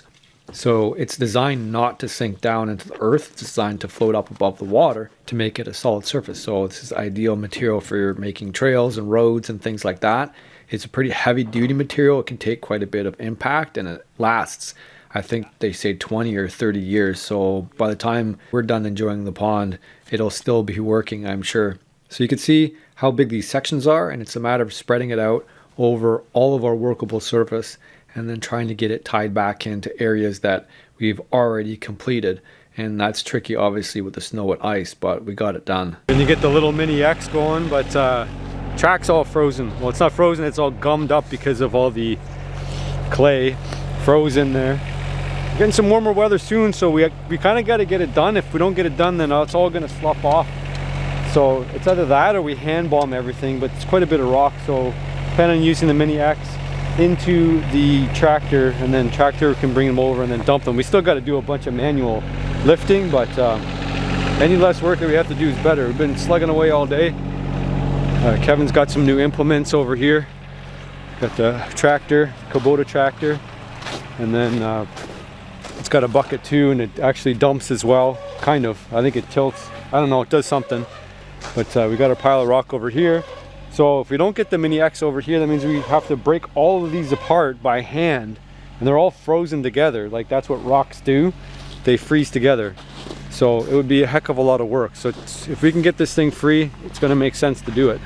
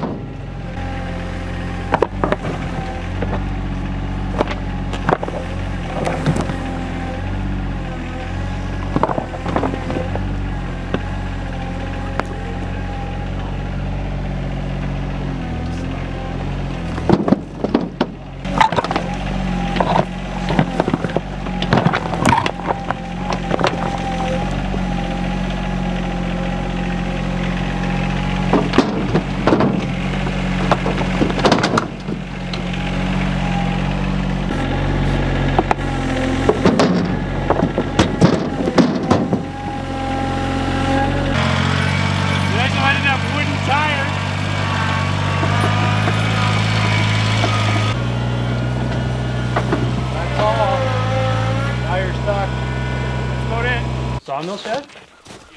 What do we want? Right in the bottom? Yeah, throw them in the bottom. I'm gonna throw the smaller ones in first. Yeah, we just throw them all down there, and then we can pick them up and throw them on the front lip when we're done throwing them at the bottom. We should have just backed there. Just roll them. Yeah, let them just go down.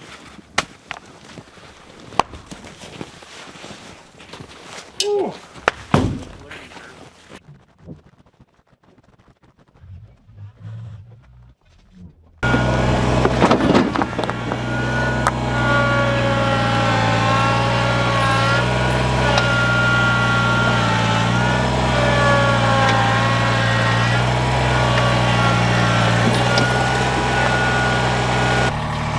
They all kind of fell out. That was the same for the last load. We got a little bit closer this time because we moved some of the big boulders here at the top, but still got a hand bomb every single one down the hill and throw them Well, we should be able to get further in. down at the bottom and then hand place them, because we just throw them all down there and then they'll end up just filling it up to the top. So I got to go back down there and hand bomb everything so that we slope up and then we don't just fill it completely in. Lots of work. Like I probably wouldn't go any further than this one.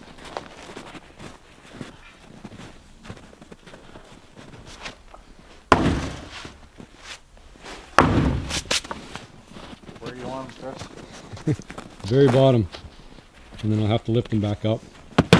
If you go any higher, you'll knock all of them down.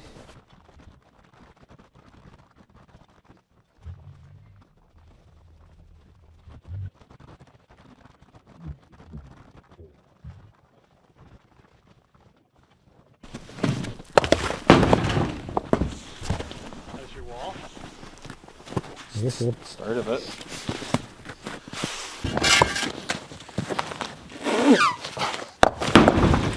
Yeesh. I think that's where it goes. Heads up. Heads up.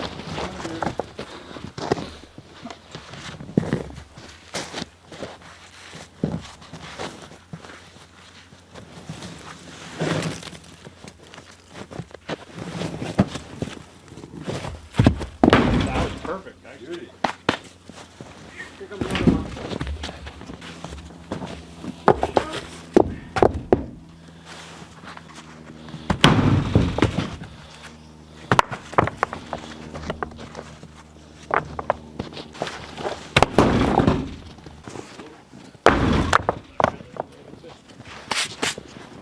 You guys can see, it's hard to sometimes tell on camera what's going on, but that's a big belly here.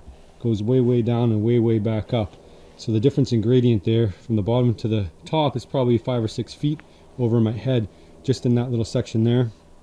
And then it's going to go back over this way and tie back in to what's going on over there.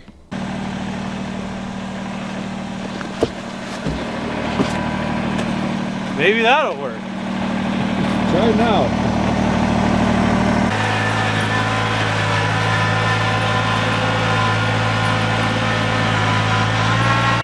And it looks like we're gonna need holy shit, a fair amount of logs to get this finished. Seeing as how it kind of spans the whole length here. That's going pretty good there. I don't mind that. Let them kind of settle into their spot here, and then whatever's under there will settle, and then once we put it together, it'll settle even more. That gives a good sense of what we're looking at.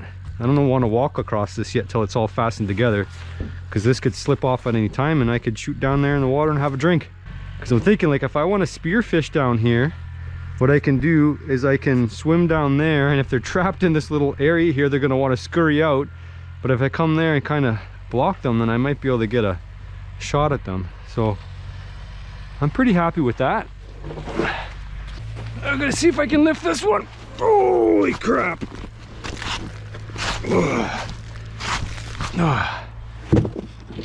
That's heavy.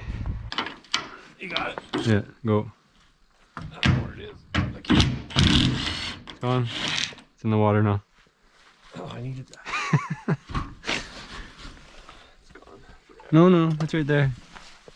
The water's so clear now. So clear. It's right here. It's right there, see? That's worth like 30 cents. You throw them on the bottom and you can snorkel them out. Oh. Oh.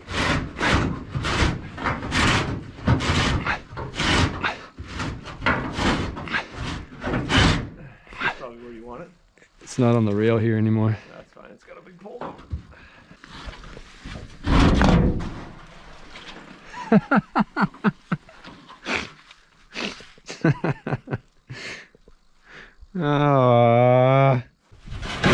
You're actually getting the magnetar. Oh, look at that, you got her. Keep that handy for all the nuts we lose. Stick it to the side of the bin and you never get it off. Holy shoot, I almost wiped out. Should've just done it that way the first time. Where are we going? More my way if you want. Do you want it? Yeah. What's your thing? More my way. More. So we got kind of a stiffener. I don't know what it is. It's the bottom or top of this whole deal. And what we're gonna do is gonna set the logs on top after we fasten it together. And then that'll hold our logs from wanting to float back up.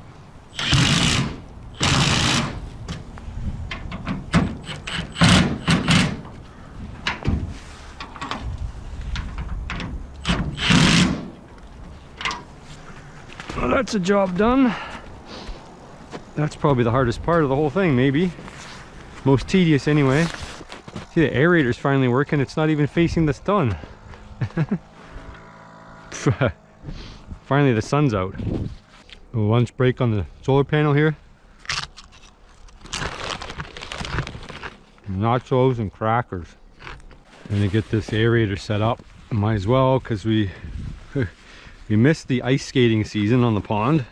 Unless for some bizarre reason we get a cold snap, which seems exceedingly unlikely at this point. So this will just connect here down to the bottom. A little bit of lube in there.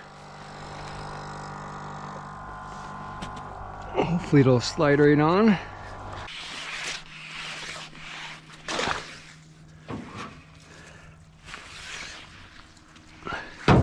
You see the bottom mud up. That's because it's still lots of clay on the bottom here, but that's the best we could do. There we go. We'll just let that bubble for now. It'll break up the ice a little bit. Get the water ready for fish. Just throw it up halfway maybe. And then if you want to go on this, kick it on this side.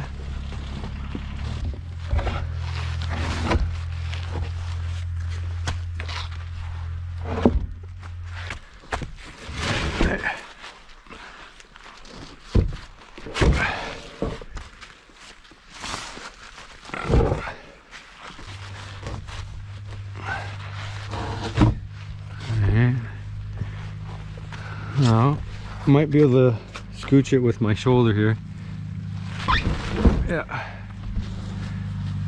How's that? Yeah, that's pretty good.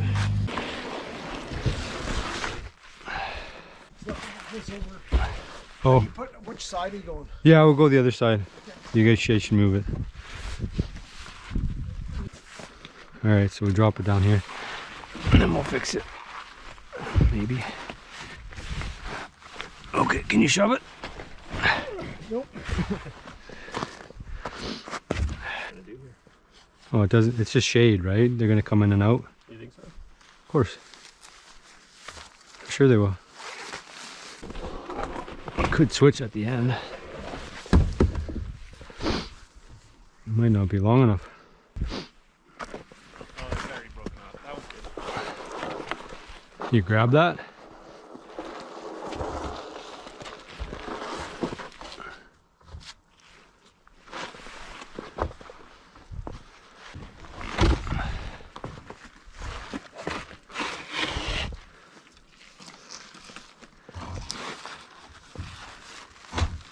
All right.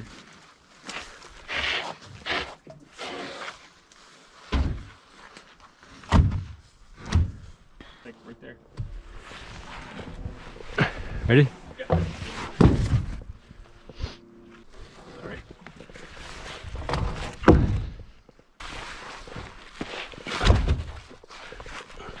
Back more? How do we want to move this? Embrace your inner monkey. Oh, fuck. Yeah, that's good. And then this one can go toward me. Good. That's it. Oh, we're in fish heaven now. Look at all the beautiful shade down here. Shade and structure. All right, ready? Well, here's a look of it on the outside. You can see, maybe you can't tell, but there's the gap there, and then it runs over top here. And I'll take you down in a second to show you what it looks like. But there's no tie back on this side. We decided to keep that a void. So any fish that goes here, they can go down and submerge. The aerator is right up here.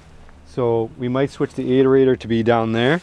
That might be a good spot for refuge. So if the conditions get really, really poor, we get the aerator down there. This section here, they can come in here and get away from the heat, and also get more oxygen if that's what we choose to do. So that could be the supplemental aerator down there. See if I can get down inside. It's quite precarious down in here right now because it is filling back up with water, and it's just about over my boot. If I move, I'm going to go over my boot now. But you can see the top here. It is never designed to be completely filled in, but you can see all the way to the other side. So there's a nice rock ledge down there where the fish can be coming in across the other side there too. And you know, hide from predators. It'll be submerged probably 4 or 5 feet from the surface of the water, so herons won't be able to perch on the edge there, which we wouldn't want. So it's not a dock, it's a submerged log jam.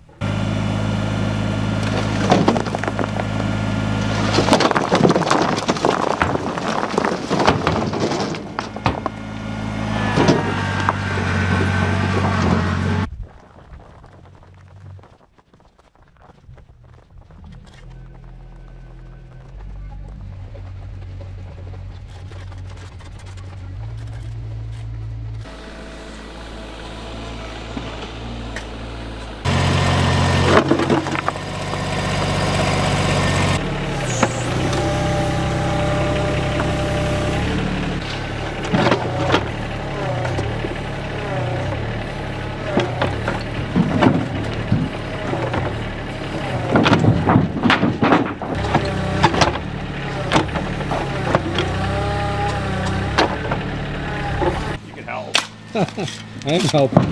Go faster. I'm encouraging you. The tractor is laughing at you.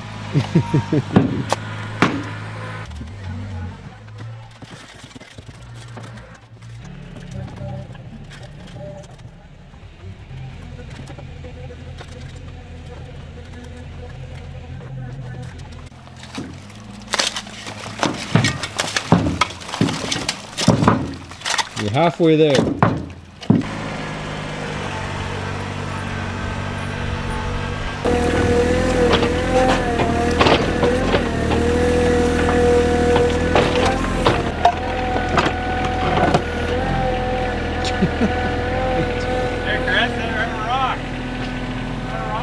No.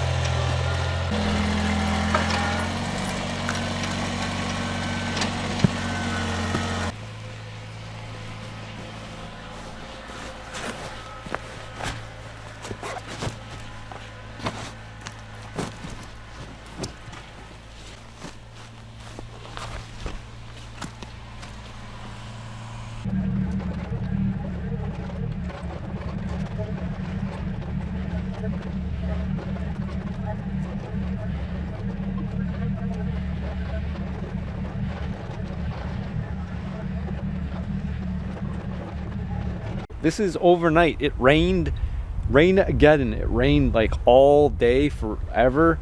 Well, we got a little bit of an issue here in that the water levels came up above the completed work. I don't know if that means we have to pump more water out. Kevin's gonna come down here from Modern Self-Reliant.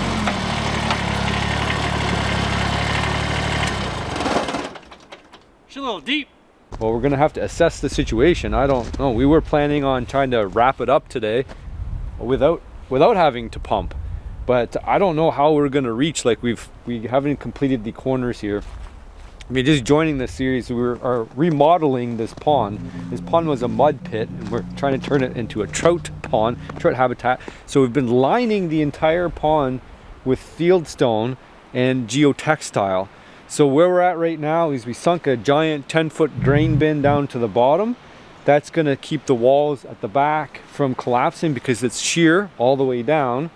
And then behind me on this side here, it's all rock covered now with snow and ice. That was completed on the original portion of the remodel. And then we put a fish habitat here. So this is actually going to be submerged underwater when everything is all said and done. So we're about 1 foot away from launch, which is a good thing we came today because I need to put some rocks on here, some bigger sized boulders to hold and weigh this down. Otherwise this thing's going to want to flip up. And I don't think it's going to pull the grain bin out of the water, or float it up I should say, because it's fresh timber. But you never know. Well, we really didn't anticipate this. We thought we were on the ball getting everything done, but it looks like we should have put in a few more hours in last time.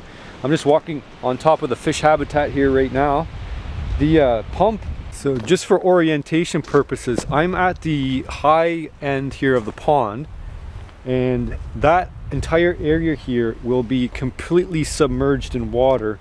This fish habitat will be about 6, 7, 8 feet underwater. So it's a structure, it's a log jam that we put in so that the fish can swim underneath there, adjacent the grain bin here for shade and to be able to hide from predators, and also planning on dumping the aerator down in that crack there, which will provide a refuge. So in the middle of the summer when they get stressed out, when it gets really hot and the oxygen levels get depleted, they can go down there and get a refresher.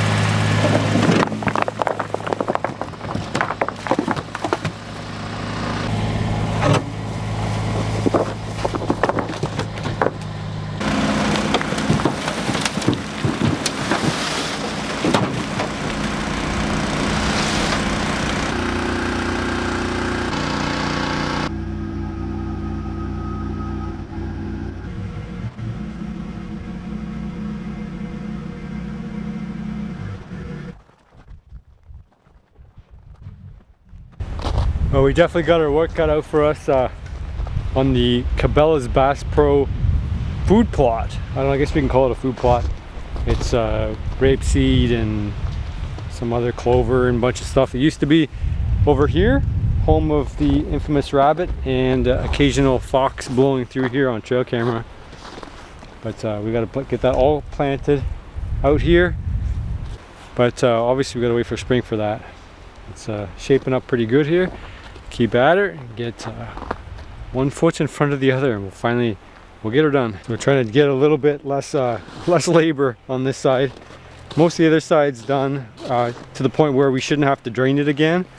We got a pile of rock here that Don brought out last time, and then there's another spot here that's not rocked. We never rocked it, so there's a little black spot there, kind of scuffing off into there. And then where the ladder is, there's a little bit of a lip here that's not quite finished yet, so we'll hopefully we'll be able to just drop some rocks in there nice and easy with the excavator. Because I'm beat. I've had about enough rocks. If I never see another fieldstone again, I'll be happy.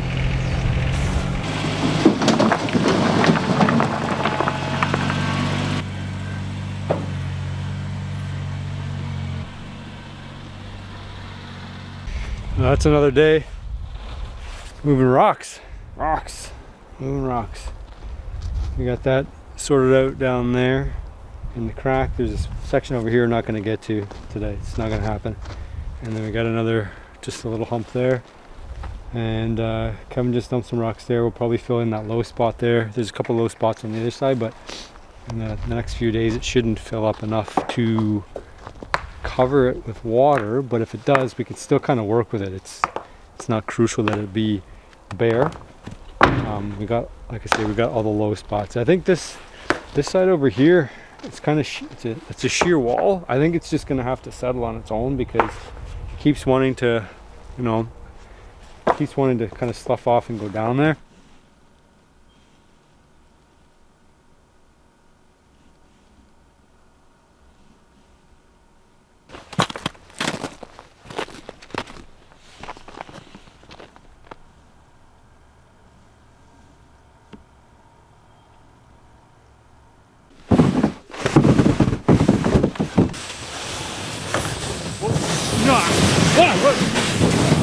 I'm going right to the pond. Thought the rocks were gonna protect me here. Yeah, Kevin can't steer with that, not surprisingly. Should be able to walk on 2 inches, but I keep your kayak nearby. Just do the caterpillar method.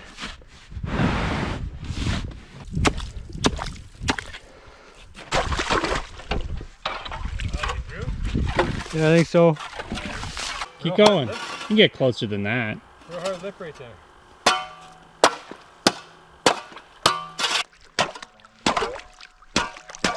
See how deep we are? Keep going, keep going. Ooh, that's some depth there. All right, so we're here. That's the top of the water. You guys see that, Mark? We're gonna tie a knot there. We're gonna get air pumped in here so we can get our fish pumped in. I was hoping to get the fish put in like a little bit sooner, but we can keep busy in the meantime. And the trick with this aerator is it will pump oxygen down a lot deeper into the pond. So a solar power aeration system doesn't have the pressure. I think that's what it works out to be, to drive that air down into the deepest part of the pond. And as you guys know, we expanded the pond quite a bit. So let's get to our project.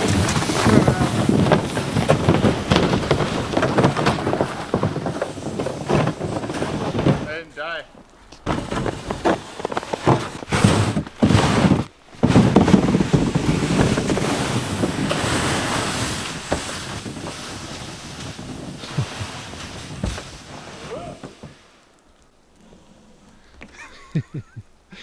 Now what, Kevin? Now what? You're helping brother out. Paddle yourself out to the open spot and do a donut. How much ice is there? You should walk out, it'll be fine. I don't think I'll be able to get out of the hole once I'm in the hole. No, the pond's not melted, but spring's here, apparently. Canadian spring. Can't let the weather hold you back, because if you do, you'll never get anything done. True words? It's word to live by, I think. Just gotta do it. Especially here. Welcome to spring. Can't put the fish in yet because, well, we don't have a unfrozen pond. We have really no place to put them in. We could drill some holes, but then the oxygen is an issue. So that's what we're going to be looking at solving today. You got something to add? No. No, you're just listening? So I'm standing here. Enjoying the spring Well, weather? I can stand here. You're in. You're good. I know, that's why I was just standing. You're just in the picture? I'm outstanding. You just want the sunshine from the camera glow? I'm outstanding. You are outstanding. Pretty simple? This ain't no IKEA. No? Little trickier? Yeah. You could scale it up. If you didn't like that, then you can get the 24 and then just add it to the bottom. That's pretty sweet. That is. It's actually a really good design. Right? A little bit of patience, Grant? A little bit of patience. Sometimes back and forth. All three parts lined up at the same time. So once we get this set up, we'll hoof it down, put it roughly where we want it. We're going to have to do some leveling. We're going to have to do some squaring, but with the snow here, it's not going to happen just straight away. we'll have some time to set it up and kind of play around with how we want it, where we want to put it, and then when the snow melts, we'll get it in the proper spot. But we do want to test it. We can get the stones and all that set up and make sure it works, and then wait for a little bit of wind to be able to test it out. Hopefully I get to be able to test it out before I publish this video, because I want to see how much it makes. I don't want to be up there blowing into it to make it spin. Look at that. Look at that. It's like a hand turn. Look how much air is coming out of that. Oh, it's not that bad. Go left. We got all the big pieces of this Lego set. This Condors windmill, all set to go. We got the tower all assembled.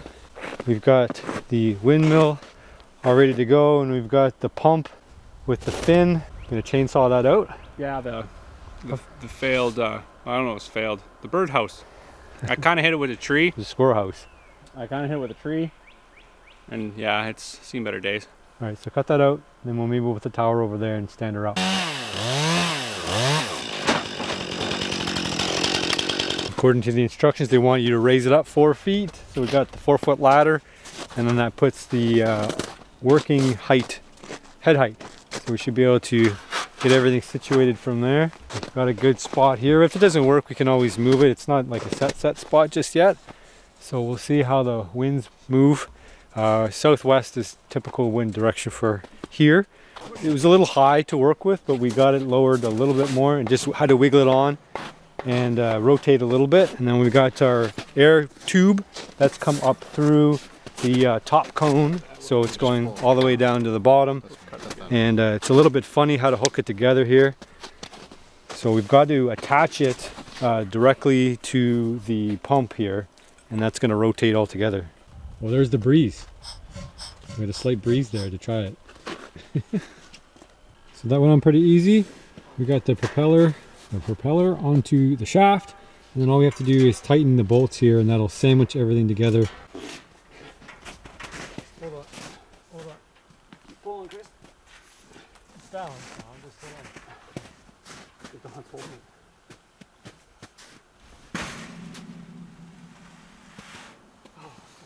She going? Yep, it's making air. Even when it's barely going. All right, so we got the hose hooked up. So the hose goes all the way to the top here. There's a connection down here to another, let's see if I can get you guys oriented here. There's another valve right here. It's a pressure release valve just in case the stone gets clogged up or something, air is not moving. You don't want to blow out the pump at the top, so air will just blow out the back instead. And then we've got, there's 2 different kinds of pipe. There's a more rigid pipe, a plasticky pipe, and then there's a rubber pipe. One is for on the surface and one is for below the surface. This is the more rubbery one, and it goes below the surface. And at the end of that, we have our stone connected. And as per the recommendations, they tell you to lower this down and put it into a plastic bucket. A little more? I don't want to like throw it too hard.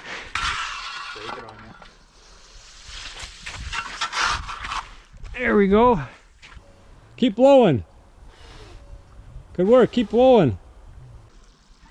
Oh guys, you guys see those bubbles coming up? We got a little bit of a breeze, not much, but that water's pumping pretty darn good. Look at that go. Clouds of it every time that pump pushes. And look at those diffused bubbles. Those are pretty sweet. It's coming up at a nice, all little tiny bubbles filling up. It's actually feels like it's lifting the ice up a little bit. Can hear the edges kind of crackle. Well, we threw the tape measure on the rope. We got 11 foot 2 inches for maximum depth. It's not quite the 15 feet we were looking for, but we did hit bedrock, so that obviously slowed us up a little bit. We don't get the bombing tools out and start blasting rock. That's as deep as we're gonna get. Got a couple of ducks. These will come in handy. Keep watching and you'll find out why. We've got a couple miscellaneous pieces here. He's got some zip ties. I asked Kevin to bring these down. Maybe we could use it to attach the stone to the pails. The pails are going to be submerged in the water to protect the stone. So the stone, if you just drop it down, it could get full of silt and clay, especially in our area here. The existing one I'm going to move into the trout jam, and the 2 others will aerate the deeper area because they should be more powerful to drive that air down below. The windmill pumps air a lot lower, so it can go up to 12 feet or 15 feet or something like that. Anyway, I'll put the specs down below and you can check the website.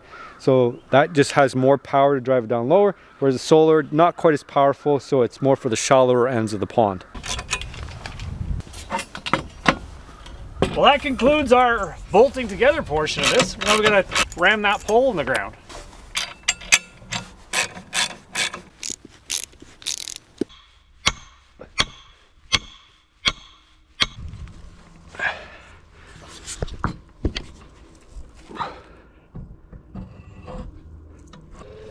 Ooh, she's pumping. Holy! Look at that, dude, right away. That is an amazing amount. That's crazy. Did the bubbles come out the bottom or just the top? I think it comes out all sides. So if I put it in the bucket just like that, it'll be fine. I think so. Wow. I want it to be warm. It's not warm, it's freezing, but it is cool. You have to get another one and put it in the hot tub.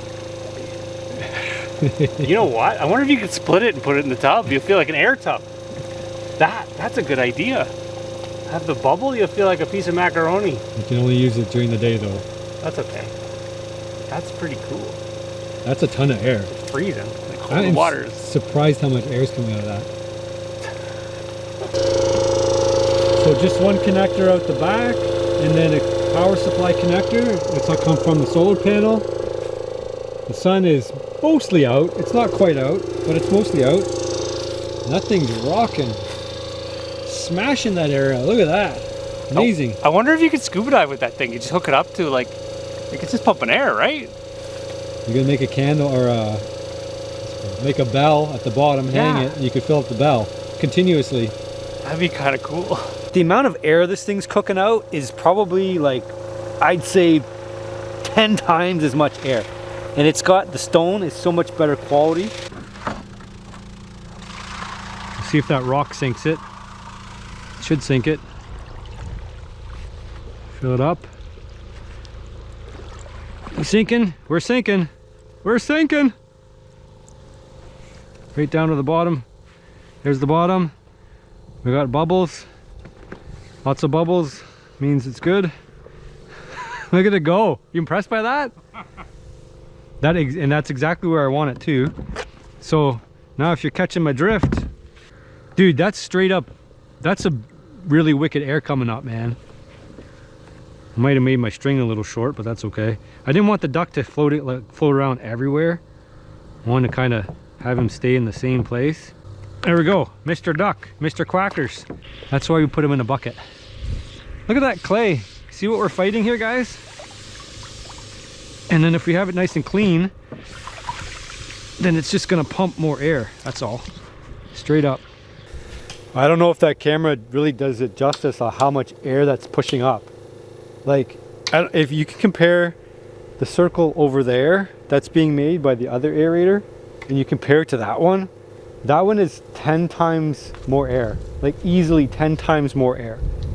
And the windmill, when it gets rocking too, it'll be interesting to get the comparison. So we need a sunny windy day to compare it. And you don't mind not having oxygen at night. The solar is really the way to play to go. But if you have this pond in an open field where the wind's constantly going, then the windmill might be the trick. But I'm happy with both of those. I mean, just doing a little bit of cleanup around the pond before we head out. We got a couple of trees to cut still. I like this duck, is hilarious because water is being pumped, or the air is being pumped up and the duck's going back and forth. It's almost like the perfect decoy. I'd be surprised if a duck doesn't end up in the pond just looking at this thing swim around back and forth. It's meant to imitate a school of fish. So we're going to go after the big predators here. There we go. Good sized one.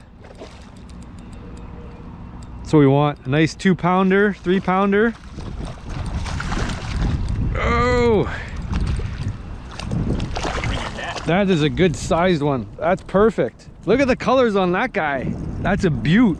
That's exactly what we want for our pond. Maybe a little bit smaller than that, but that's exactly what we're looking for. Look at the colors on that thing. What a beautiful fish. So those are the fish that we're going to be getting in our pond. You can see they've all been handled well. You gotta say that again, Clark. Say not an awesome fisherman or what? I said this guy is just fantastic. Look, the fish just come to him. This environment is to help you be successful, but it's definitely all in the fish whispering skills that you've acquired. It's a perfect place to bring kids, I would say, and adults too, if you want fresh fish. Yeah, what we've actually started doing is we have a fly fishing side that's starting out, so people that do fly fishing but the season hasn't opened yet, or they're trying to get some rust off the skill set, it's we're gonna start some evenings ups and stuff like that, but our social media will have that stuff on there. But yeah, lots of first-time fishers and people that just want to catch something for supper that's fresh and have some fun doing it.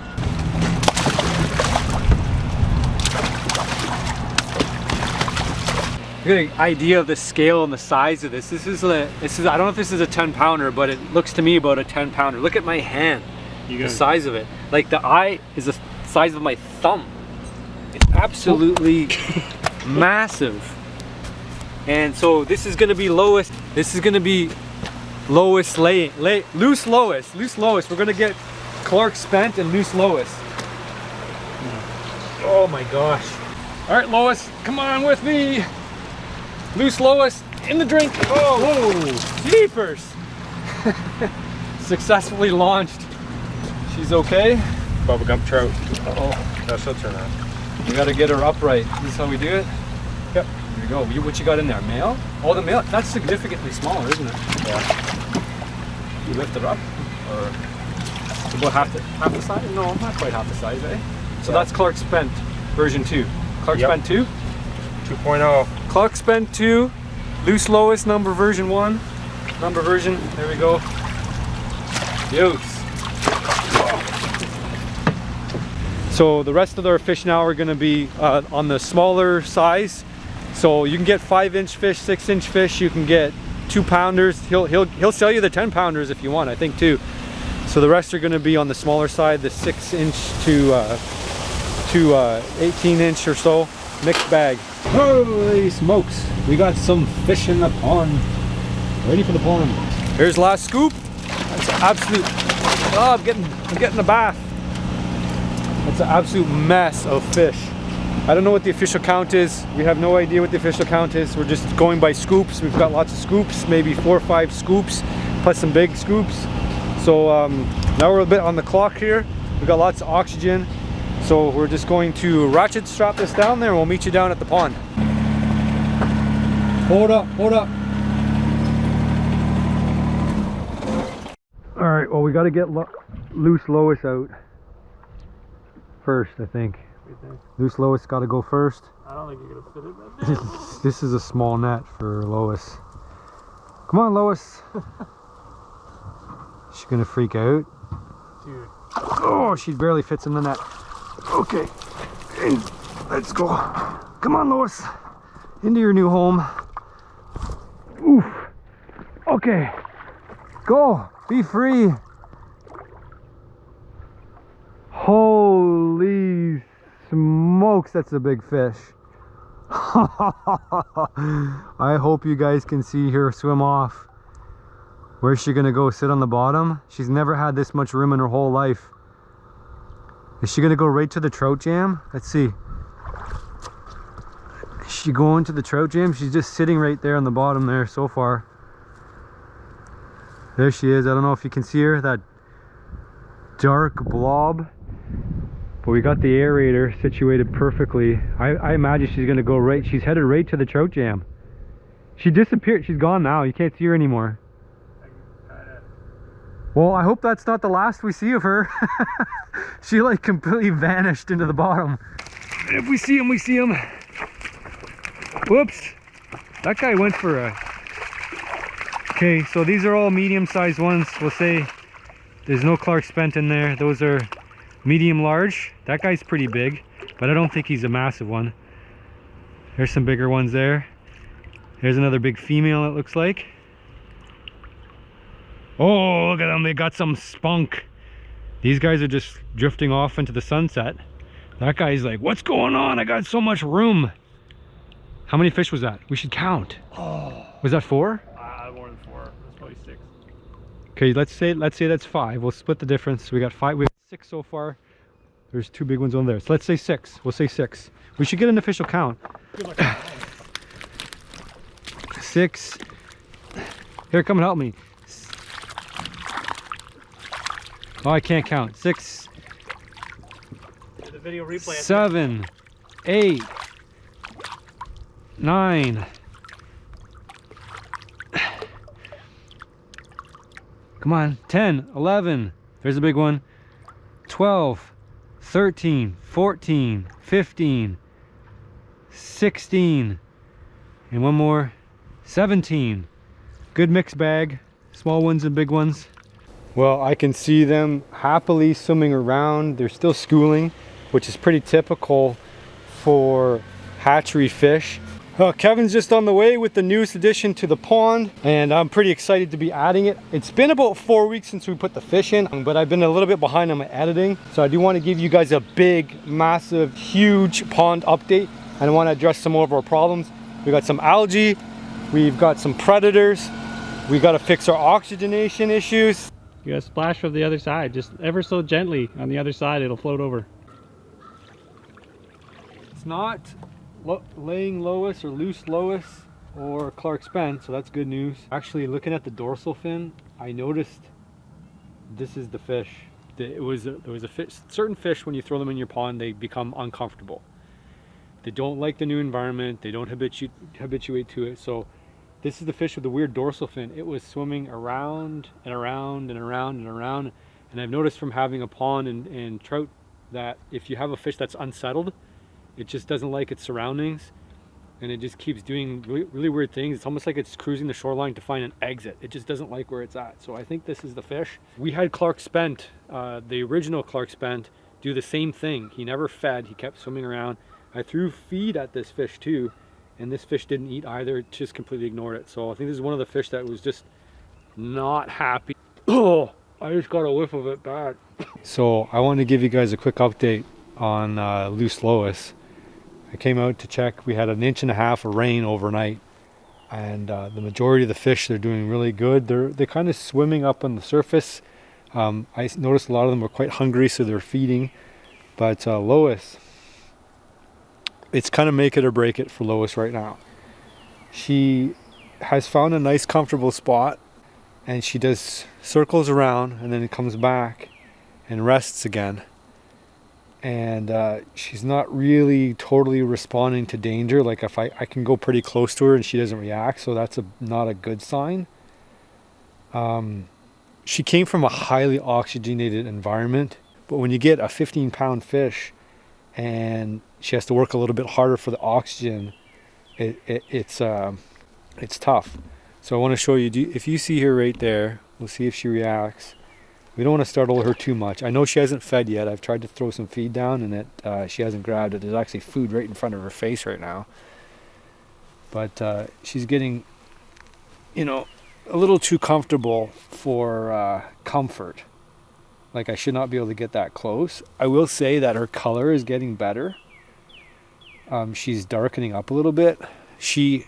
I looked at the video when we put her in. Once she catches her breath, I think she's going to go do another spin around. You watch. But she's been catching her breath here. She's got to find a nice little spot. She might just keel over. I don't know. I hope not. So Clark Spence got like a humpy black spot on his head, and he's got different colors. And some of these other fish are looking pretty good. The colors have returned to normal, I would say. So I would say that's a good indication that your fish are kind of a little bit stressed out, is if they change to a lighter color. We like that typical rainbow trout color. And we got a lot of rain, so it's silted up a little bit, but not to the point where I'm concerned or worried. That'll settle down. That's pretty normal just from getting the runoff. And once everything greens up in here, less of that's going to end up in the pond. We got a pretty good crop going, the perennial Bass Pro Shops. It's overseed. It was a food plot kind of thing, but we just use it as overseed to kind of repair this back end, and it's coming in really thick and really lush. And a lot of you guys made comments about adding water plants. So I do want to address that a little bit. We didn't want to put like lily pads in here because what can happen is it can end up choking out the whole system.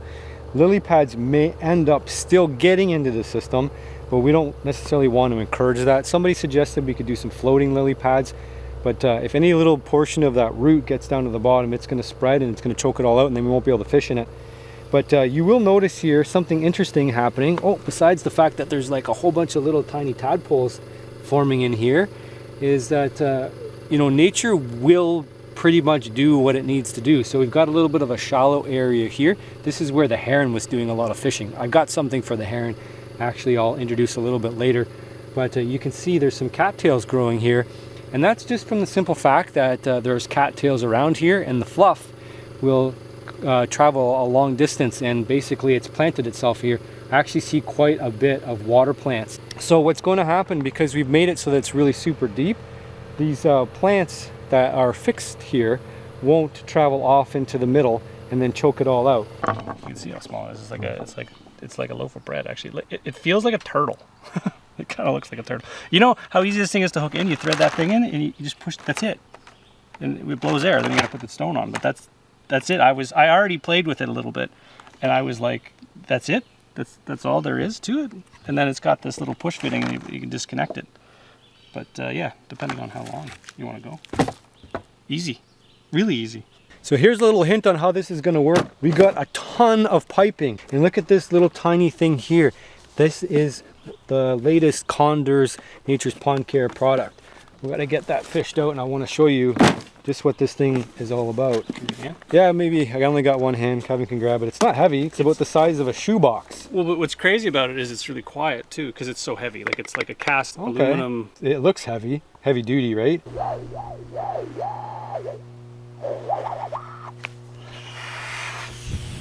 Too much air is coming through that. So just adding a little cup link here so that we can add another length of hose. You can get as much hose as you want, obviously, but you're just limited by the amount of push it can do. It's ever quiet now. Well, that's the whole idea. Well, we're getting close. I think we're on like our third or fourth. We still got air coming through, and we got maybe 2 more sections, I think, to go. So we're going to be pushing the limits on this thing. We're almost there. We might get in the water. We might almost get in. Ready? Yeah. We don't got the stone on it, but I can't wait. Throw it in. Let's see what happens. Woo! That's crazy. That's a lot of air, right? Even without the diffuser. A couple of rocks in the bottom, aerator on top, and then we'll just suspend that down in the water. A little bit of rope, but it's definitely like they advertise it as being the same, and I would say it's for sure the same. Yep.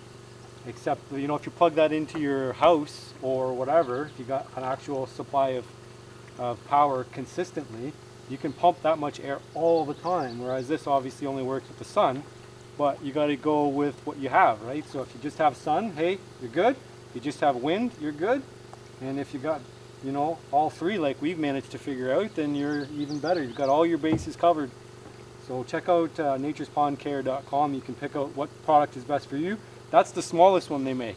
So you can scale that up 4 times. So you can have something that'll aerate down 30 feet. You can see a little bit of scum forming up on top, but it's still a manageable level. So that's just from putting the feed in there, having the extra nitrogen in the water. But I think what we have in store will probably be able to fix that. It's not so much that a net couldn't just skim it off the top, and it's not definitely not choking anything out yet.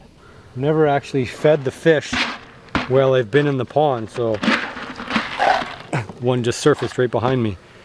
So this will be interesting. All right, let's get ourselves turned around and we'll chuck some feed in and see if they'll come and eat. They don't usually like to come up at the surface in the sun. That's what we've learned. So it's better to feed them during the morning or evening hours. Also, kind of throwing the feed in the sheltered spots helps too. But because I've been paddling around, I don't know if they'll come up readily I've been paddling around for a little bit. Like I say, they might be spooked, but once you get them going, they'll usually keep going. I noticed when I was running the AquaView camera, it's 66 Fahrenheit. It's 66 Fahrenheit all the way through the whole water column, from the front all the way, or from the top all the way down to the bottom. So one of the concerns the guys had was,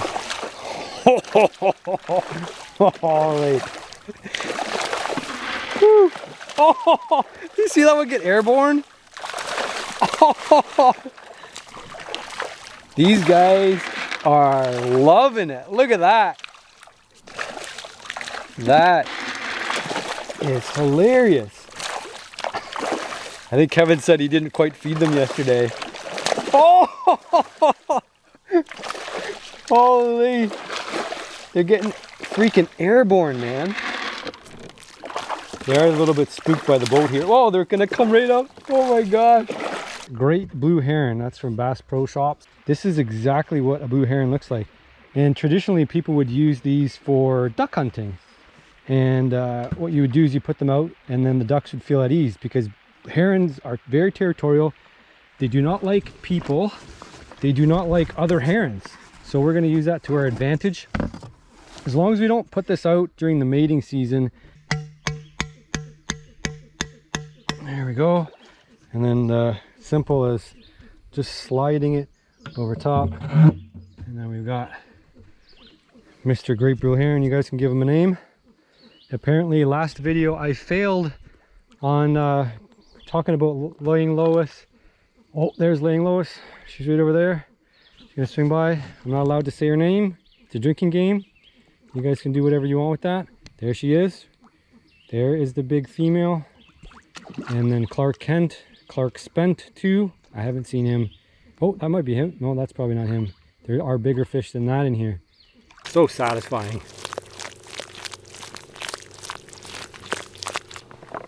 We got sludge. We got sludge in the pond.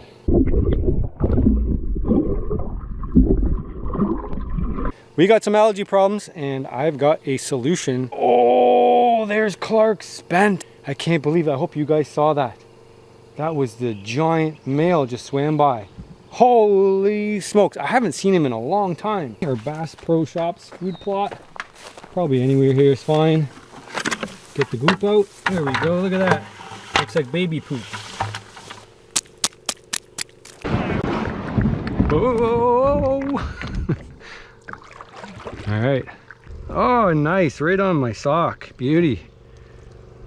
Now, if you want something to do, this is definitely something to do. Whether it's a productive use of time or not, I don't know. Mostly feels like I'm pulling up water. This stuff's so just right full of water. Reduces algae, weeds naturally, all in one color, cleans and clears. We don't need anything else. So we're just give it a good shake.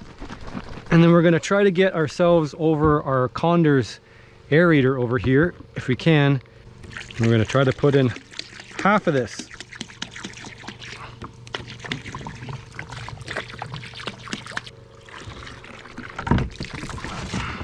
Well, that's a dent, I guess. Look at that. Delicious. I wonder if that would be any good for a garden fertilizer. Those aerators are working good.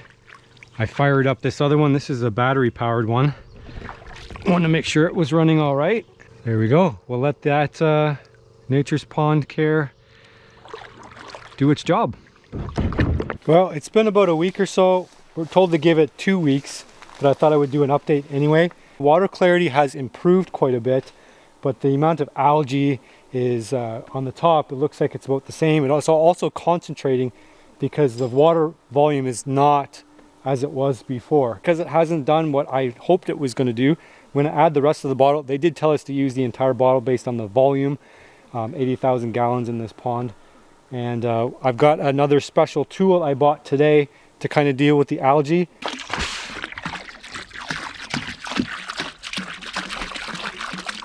In she goes. Let's see how that does. You see it's got a pretty sweet green tint right now. I find if you put it too close to the aerator, just keeps spinning and spinning and spinning. So we gotta unspin them. Is that getting worse or better? Feels like it's getting worse.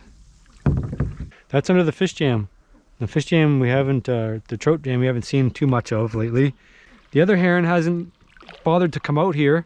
That's from Cabela's Bass Pro Shops. It's a decoy people normally use for ducks. Duck hunting, because it makes obviously the wildlife, the ducks feel at ease.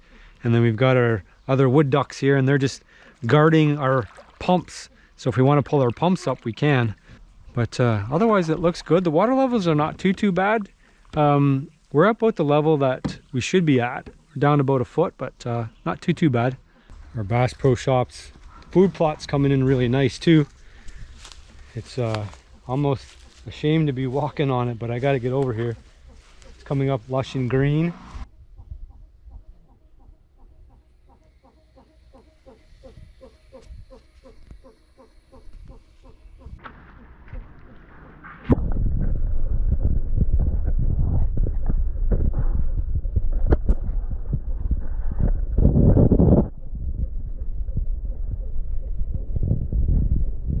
Always fun to feed the fish.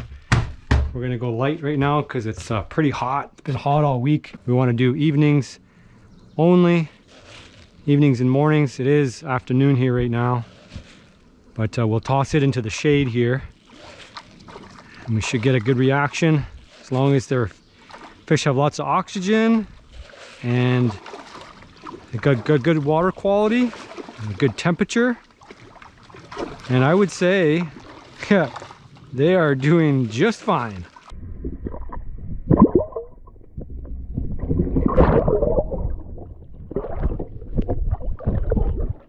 Well, if I'm being honest, I never know how much footage to include of fish feeding. I find this the absolute 100% most satisfying part of owning a pond. Don was out there, that's Kevin's helper from Modern Self-Reliance, and he helped me cover this footage with the GoPro. I could do some underwater stuff, and he could get some good pellet action throwing in for me at the same time. And he said, you know, at the end of feeding the fish, you haven't done much, but you really feel like you've accomplished something. It's just something about seeing wildlife come to an area that was never there before and having them be there so successfully, and to see them actually thrive in that environment. So I'm going to spoil you and spoil me, and it's always good to and nice to have this for posterity, just to see where we're at in the pond cycle. This is mid-June, and you can see that the fish are doing really well. And as time goes on and that Nature's Pond Care conditioner is working, the algae situation is ameliorating, is getting better. There's a slight tinge of green, but as the pond turns over, there will be other creatures that will take care of the algae. And as the temperature and sun dissipates throughout the summer, they will be getting a little bit less sunlight. Ideally, we would have a little bit more shade, but the sun is only on the pond for the midday hours. It would be more ideal to have it in the evening and morning hours, but that's the situation that we're in right now.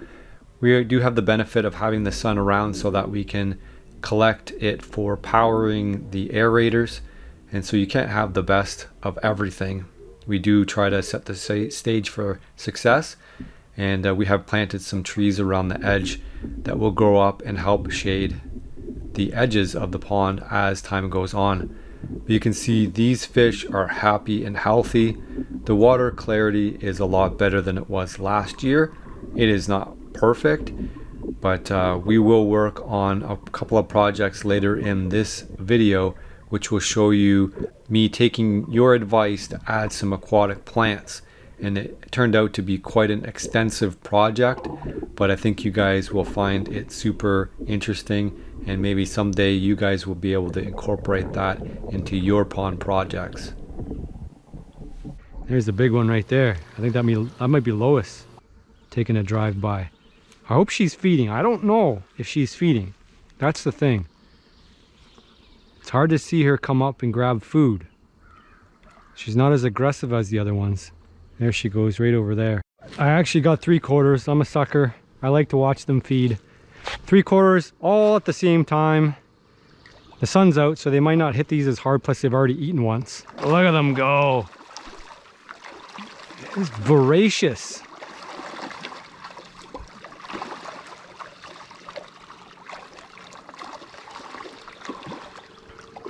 So the goal from this pond was to actually be able to bowfish them. Last year, they were so bad, you couldn't spot a fish anywhere at all below the surface. Now I see about 3 feet down, which I think is a big success. We like to see those fish come up and feed, but then we want to see them go back down in the cool waters. So here's my super special tool. It's gonna hopefully make a big dent on this. So I've got it extended. It actually goes twice as long as this, so I should be able to reach every part of the pond now. Actually, that's not too bad. It filters out a lot of the water. And then we're just going to dump it up on shore. It's not going to get rid of the problem necessarily, but it's going to accelerate getting rid of the problem. And that's really the idea here. I've done this on a larger scale and a larger pond. You see how this stuff just slops out. You see how this is much more tedious than just dumping the pond conditioner in, but we want to help it along as much as we can. Made a pretty good dent on things. If you know the life cycle of algae, it basically lives in the water, eats stuff, floats up to the top, dies, and then sinks back down, and it just kind of keeps going like that.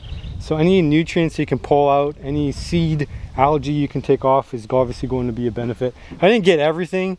As you can tell, it's impossible to get everything because it's dispersed throughout the water column. So that's where the nature's pond care enzyme and beneficial bacteria comes into play, because it's going to start eating the stuff that's in there. We've got a pretty darn good bloom happening here, and I'm not really sure exactly how it starts, if it's just like the nutrients from the fish and in the water and all that stuff, but I mean, this is all fresh water from this year, and it's not coming from runoff, it's coming from pure springs. So obviously there's enough nitrogen in there to create quite a bit of damage. It's not bad for the fish, but it's not great either, and it's obviously pretty unsightly, and it can choke off the whole top, in which case it's going to be hard to feed the fish because the feed floats. Well, I do notice, as far as the algae goes, the big clumps that were here, they're all gone. Like, there used to be tons and tons of big clumps.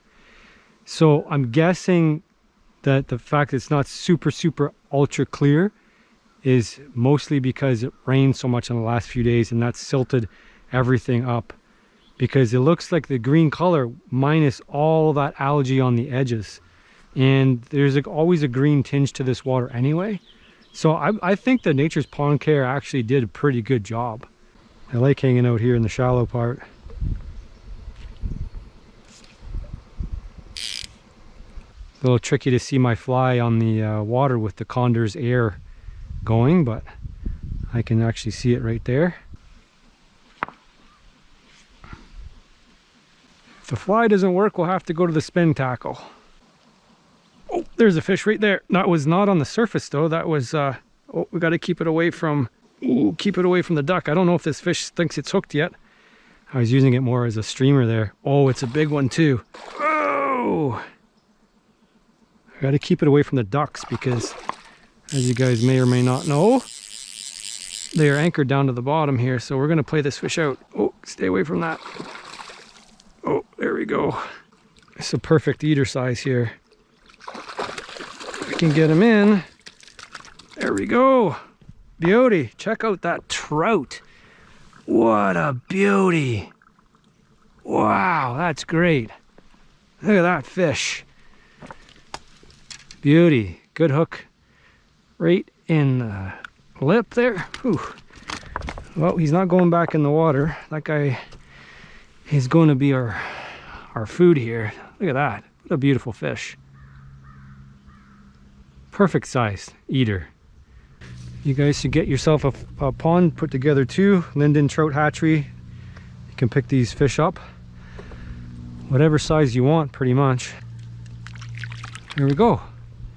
Seeing the reaction on that fish on the first cast, I'm I'm guessing it's not going to take too many passes through here before we grab one. Try one over this way. Oh, there's this. There it is. Oh, oh. You guys see that jump? Holy smokes. Oh, because these guys are pellet fed mostly, they've got some spunk. Airborne. Yowzers. All right, let's get him in here. Well, the other ones think there's feed here. Well, let's get him up because he's not doing so good here now. I don't want to lose him. Oh, that's a good size one too. Yeah, we did foul hook him. Oh, anybody doubting on how healthy these fish are, don't have to doubt them. Look at that beautiful colors on him. Two delicious fish. Lovely. Here we go. Let those guys sit, do their job. Curious actually if they're eating anything besides the fish pellets. So we're gonna check the stomachs here. We've got the stomach, it's the big chunky bit here, and it's actually quite full. Feed. That's all feed. We'll probably start to taper off the feeding program. And then whatever fish are left, get food. Actual food.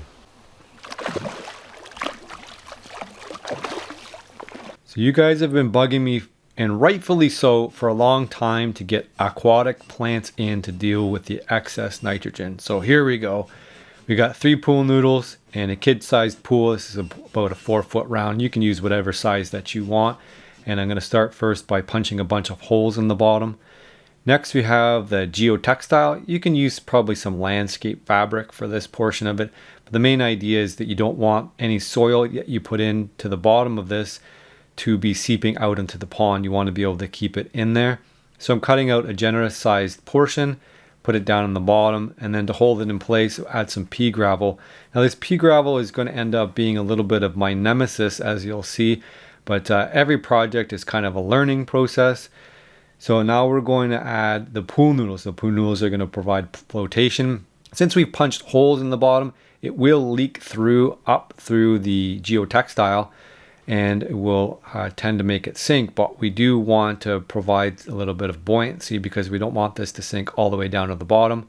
And we're threading a piece of wire here through the pool noodle. You could split the pool noodles in half and add a ratchet strap, or you could put some string through there.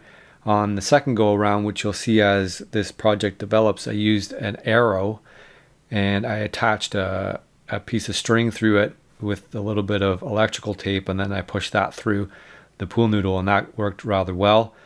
And the next thing is just to fasten the pool noodle using some holes and some zip ties, just to get the bend of the pool noodles to hold to the pool itself and cinch it together, and working around one section at a time.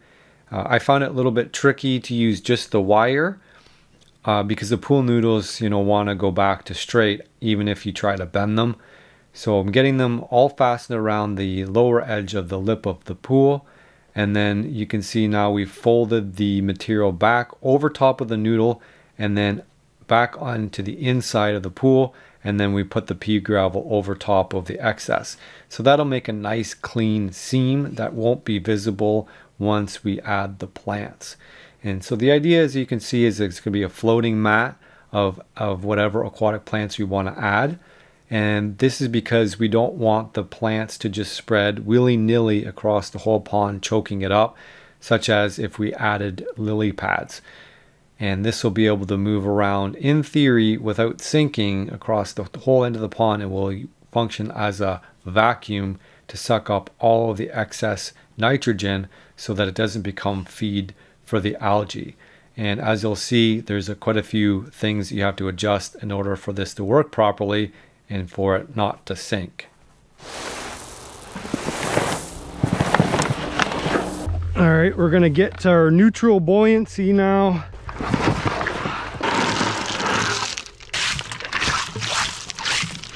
little low on that side, a little high on that side. Well, we'll get some water tolerant plants anyway. It likes to live in swampy water. I'm hoping it likes to live in like pond water too, because that's where we're putting it. So the moisture level will be a little bit higher than here. It gets shaded out here, so it'll get a better life probably in the pond. And there's no shortage of it. I gotta get enough that I can fill up that entire container. I gotta cover 4 square feet of this, and this is about maybe 1 or 2 square feet. All right, so it doesn't matter that there's a little bit of soil in here and not pea gravel, because the geotextile won't allow that stuff to come through at all. It's meant to hold the substrate back but let the nutrients flow into. So it's going to work like a sponge to absorb all that nitrogen. So that's a pretty good dent. It's probably not as much as I thought.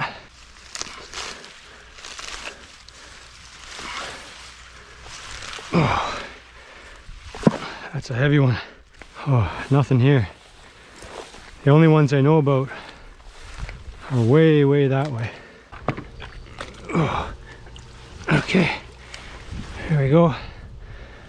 Maybe we're a third there now. Like I say, we're gonna find out if it's gonna tolerate all that moisture in there.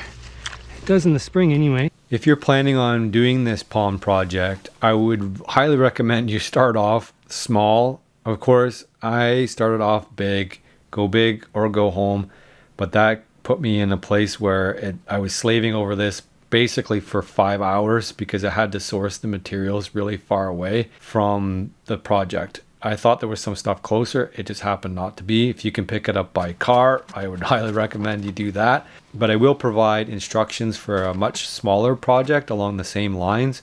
So keep watching. It's in this video, and it's a much simpler way to start this. But being stubborn, there's no way I'm going to let failure get in the way of my success. So I persist and I do get it done. So this plant here is a marsh marigold. It's an edible plant.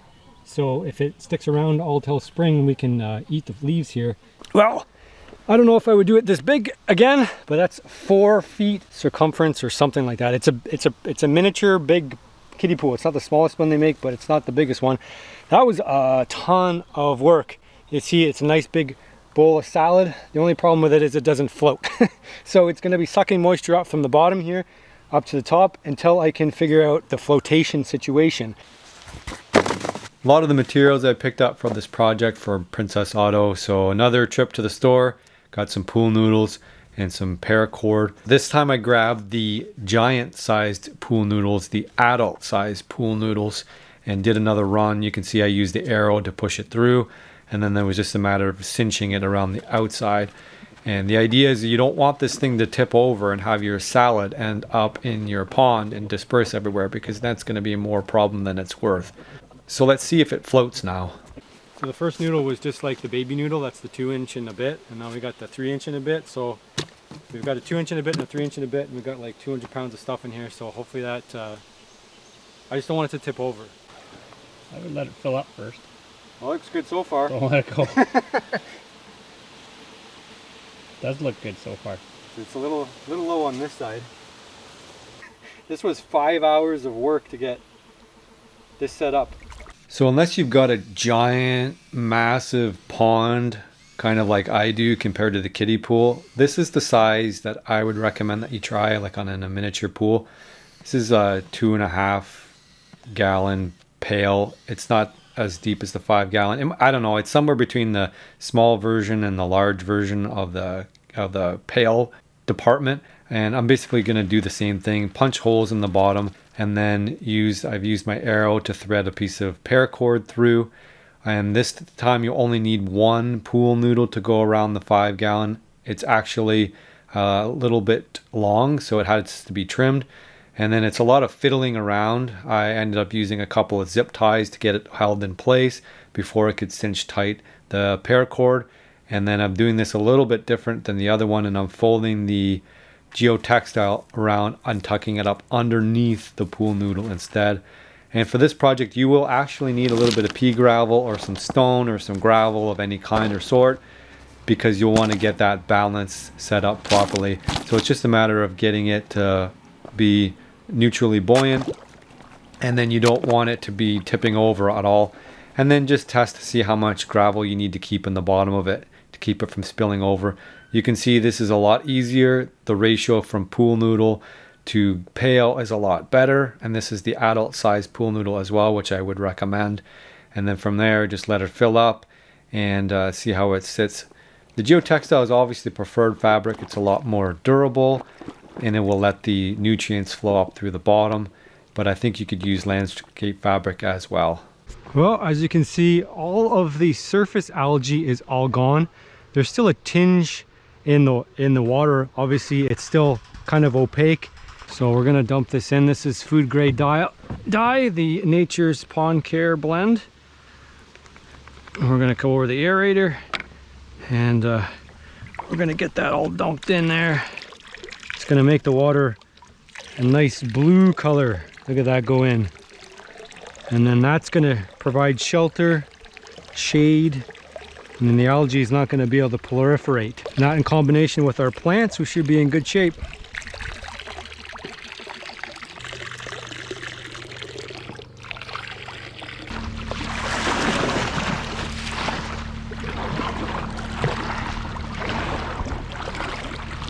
It's going to take a bit to get used to this color.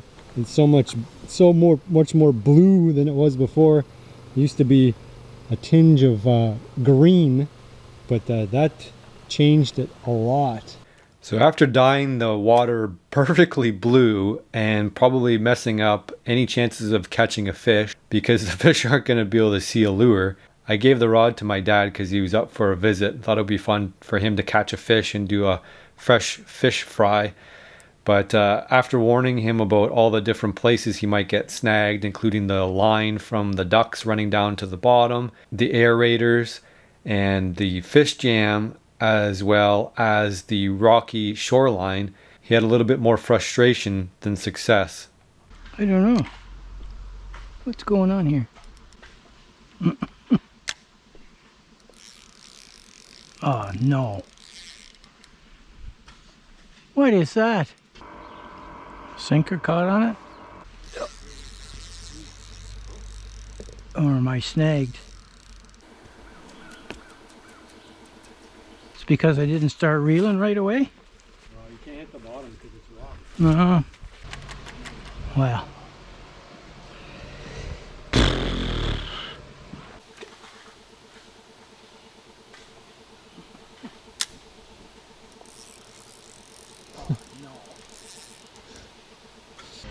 Yeah, I won't do that I'm not going to do this anymore. This is the last chance. So after losing a couple lures to the bottom of the pond and my dad exhausting all of his limits on frustration, I took over and spent about 20 minutes trying to catch a trout. So I'll note that probably added a little bit too much of the pond dye and reduced the visibility too drastically, so the fish actually couldn't see the lure being moved through. I think a worm would still work, but just note if you use the conditioner to go light on it and then add more as necessary. You can see the pond is a deep blue, and this isn't going to affect the edibility of the fish, but obviously the visibility has been drastically reduced. I did manage to catch a small trout and wanted to let it go, but it didn't take well, so I managed to beach it back, and we'll eat this one. We never planned for the pond to be catch and release. It was always catch and keep. So once this fish swam back to shore, it became lunch.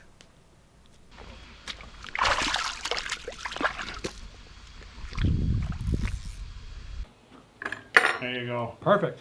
Perfect. Again. Don and Dad can grab something. It's the rare. It's the same shot. Here, I can. I'll flip myself around. There.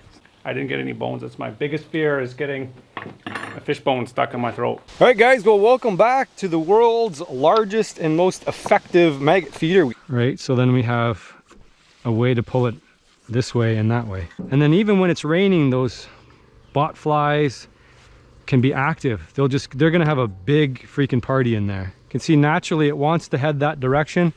And I'm gonna make sure that I feed the rope far enough over here. But you wanna try to pull it all over because you wanna feed it, right? It'd be easier to feed over there. So I just gotta make sure that this works perfect, huh? Let's go get our treasure over here. Look at this big mess of stuff. I wanna show you all I have on here because this is obviously stuff that humans didn't eat. Head over to the other side, the business end of this thing. We gotta make a guess, a final guess on how much we're putting in there. It's gonna be a lot. Princess Auto latex gloves. Princess always getting a lot of play in this video there, Don. Sure does, right? Very handy. This one I'm not too sure if it's gonna work or not because it's actually roadkill deer. I mean, it's already pre-cooked. It actually smells good. You wanna smell that? Does it smell like you'd eat it? Yeah, it smells like it's smoked. It's smoked. Yeah. Something we just didn't get to. So yeah, that's gonna be converted into fish food. Complete the cycle. Oh, it's sagging already. Gross salmon from, you know, the spawn the spawn that didn't work. They thought they would do something with it and decided not to do anything with it. So you could say like 40% of that's going to turn into maggots, right? Because that's about the ratio they get from it. So my tenant decided to move out and left the freezer full of stuff. Got some random chicken legs that look like they got freezer burnt. Somebody forgot these at the bottom of their freezer and decided never to eat them again. Again, I went down my whole street and I said, hey, I'm doing a maggot feeder. If you got waste, let's not waste it. Somebody changed their mind about eating a heart of some sort. I'm guessing since it's professionally wrapped, it's probably a cow heart. Well, nip that off. Oh, it's stuck.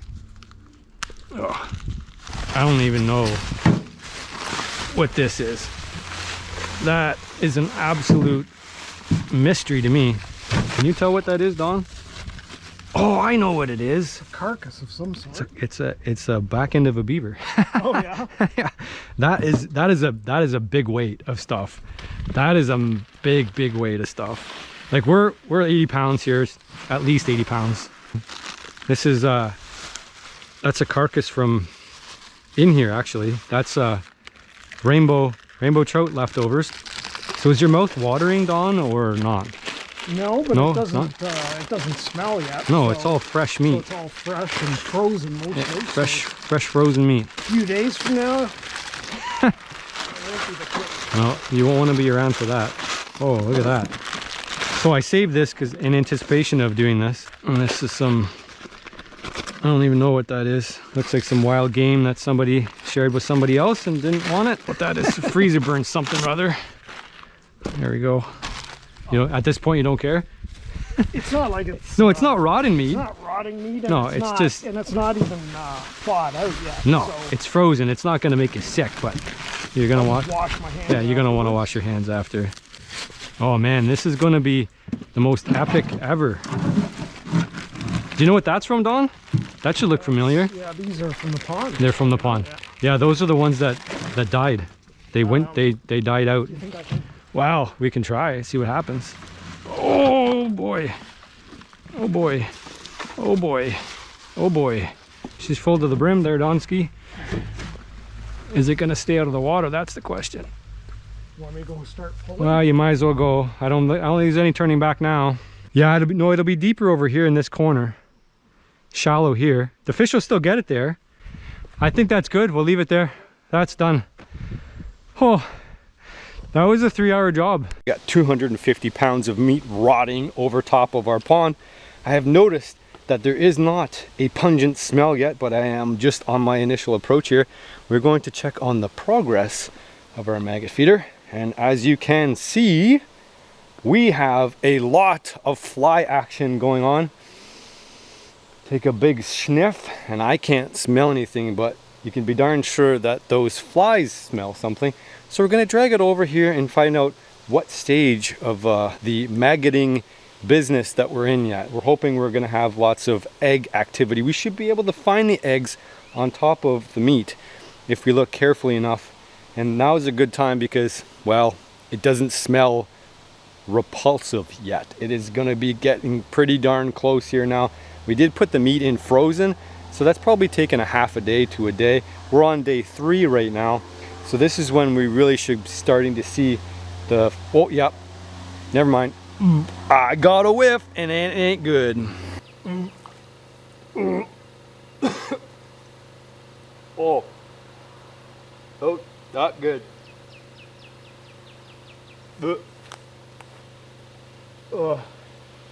It's kind of interesting is that it looks like they really targeted the orifices. Like they put it on the snout of the beaver, they put it on the gill plates of the fish in the mouth, and then they found little crevices. I can imagine they're probably working on the underside of everything too, trying to get it up. And then what they want to do is they want to try to find a way to get those worms, the maggots, the eggs, to burrow into the flesh and then get on the inside and work their way out, because they don't want the maggot, the worm, the juvenile to fall off early, right? They assume this is going to be on the ground somewhere and then they're going to be able to bury it. There's a variety of different flies that can lay eggs on top of rotting meat. One of the most common ones, the blowfly. It can lay up to 300 eggs at a time. Obviously the female is doing the hard work there. Other species may lay between 75 and 150 eggs at a time. A piece of meat can carry a ton of maggots. For example, it was found that on rotting meat of only 156 grams, there was 48,000 maggots on it. Obviously those maggots didn't survive all the way through to adulthood because they just didn't simply have enough food to eat. But you know, if a fly can find a piece of meat to lay an egg on, they will. That's for darn sure. After that, the eggs will emerge and hatch after between 24 and 48 hours, and then they'll start eating right away and add growth. And that will last between 3 and 5 days before it turns into a full-blown adult. After that, it's going to find a safe, secure, hidden, and dark environment to pupate. And from there, it will go through a couple of different stages before it emerges after 8 to 10 days as a full adult. And then after that, of course, it's going to find some more meat to lay eggs on and produce the next progeny.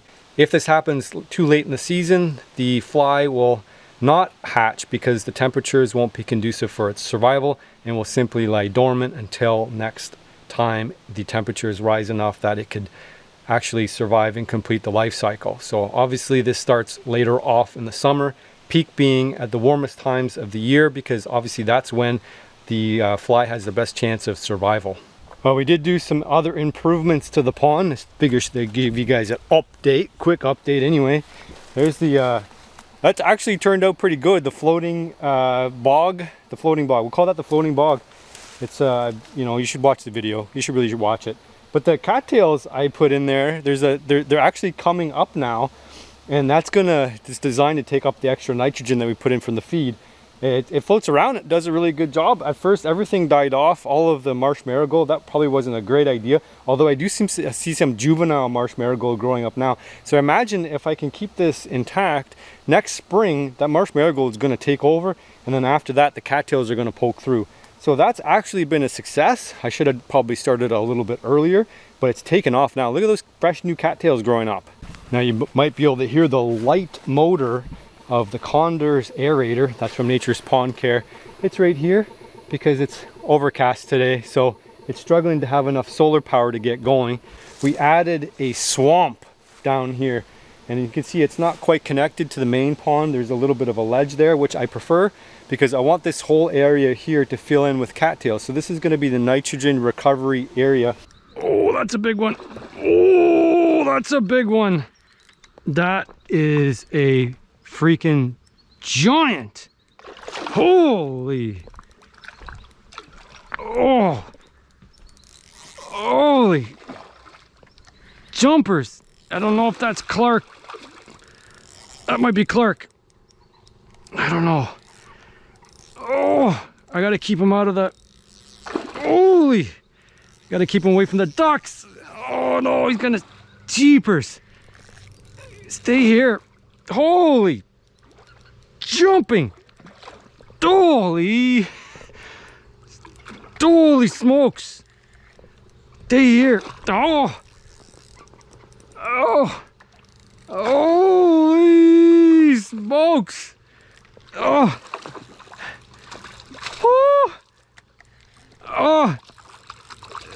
got him. That's not Clark, but that's a big one. Oh, holy jumping. Whew. Look at this fish. Holy smokes. Holy smokes. That is not the big fish. That is the fish that maybe was not swimming too well. Holy, I was gonna grab 2 today, but that is plenty of fish for me for this week. You get one more half pull in there, it should be good. Is that it? It's all you got? Okay, that should be good.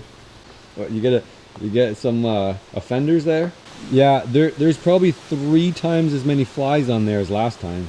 I don't even think that's bad. That smells bad. Oh, it's bad. Oh, ouch. All right, come over here. We gotta talk. I can't talk over there. Ugh. Oh, it's so bad. Cool.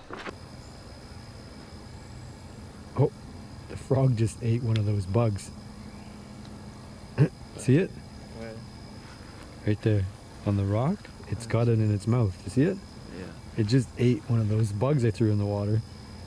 And we're gonna grab some second instar larvae and we're gonna chuck them in the water and we're gonna see what happens. I'm afraid, you wanna know why? Because I know that smell is gonna go right through these gloves. Like it's amazing how potent that smell is and how much that smell your body doesn't like. So it can really detect that smell. Oh, gross. Okay, I flicked out maybe, I don't know, 6 or 7, 10 maybe. But again, I don't know if they're gonna be clued into this yet, so I'll grab another handful here.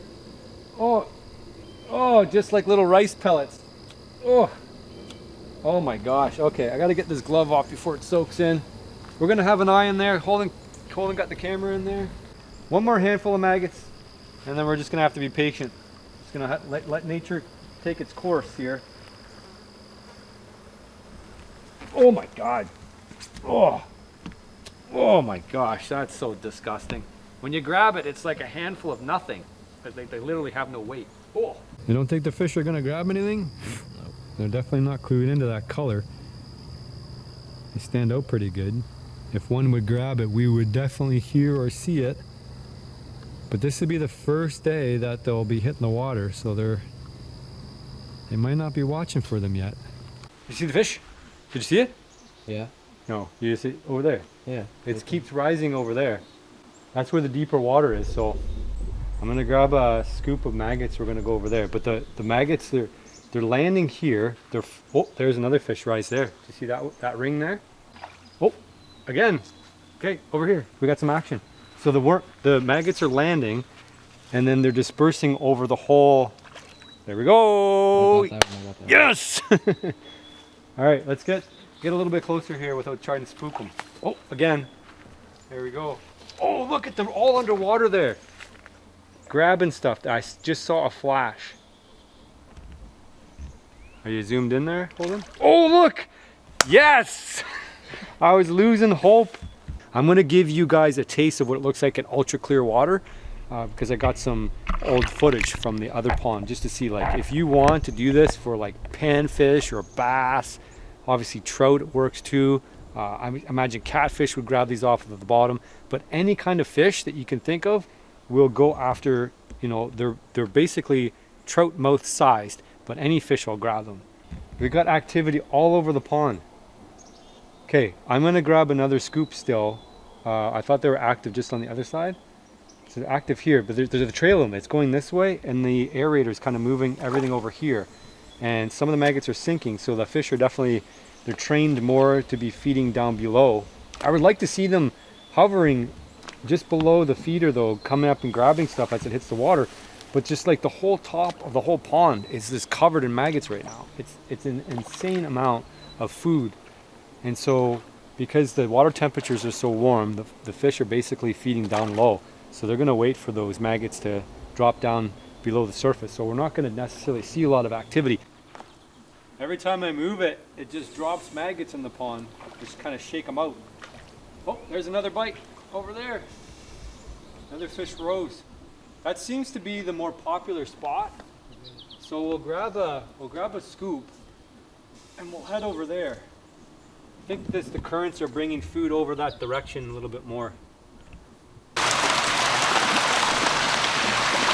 These are small fish though, but there's so many.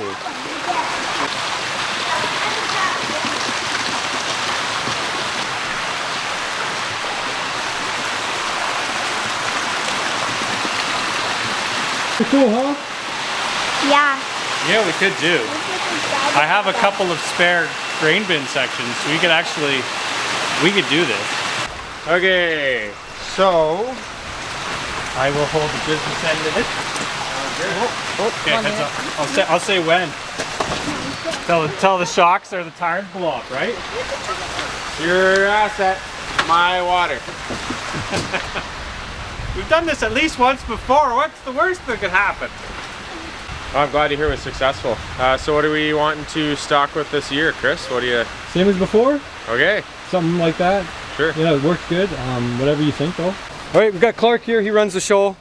He's the boss, right? Well, I have many bosses, but I happen to be accountable, I guess. You answer to yourself mostly, most of the time. Most of the time. Yeah. So last year we put in about 100 fish, so we're trying to figure out what will work this year. Yeah. I think we lost 2 fish within in the dead of summer, I'll say, like when it got really hot. Yeah. We had a couple floaters, but after that everything was fine, and we might have lost one on the transfer. You know, there's always one that's just like not so happy. Yeah. And then we caught out, like I lost track of how many fish. I was really going after the big fish at the end because I'm like, I gotta find these fish. So I'll finish that story in a second. But we caught about 75 fish that I know. So I don't know if there's 25 left in the pond still. I have no idea because it's you can't really see it down on the bottom. Yeah. So the point is we put in giant Lois, right? Laying Lois, this 15-pound giant hen fish, right? And we saw her once or twice throughout the year. Yeah. And then we never saw her again. Yeah. Never caught her. So I'm guessing she's still either in there or that she just was one of the floaters and sank to the bottom, and I don't know. I think it's probably one of those pond monsters. It's not a river monster, but I think you got pond monsters. You think it's still in there? Absolutely. And Clark, we never saw Clark any either.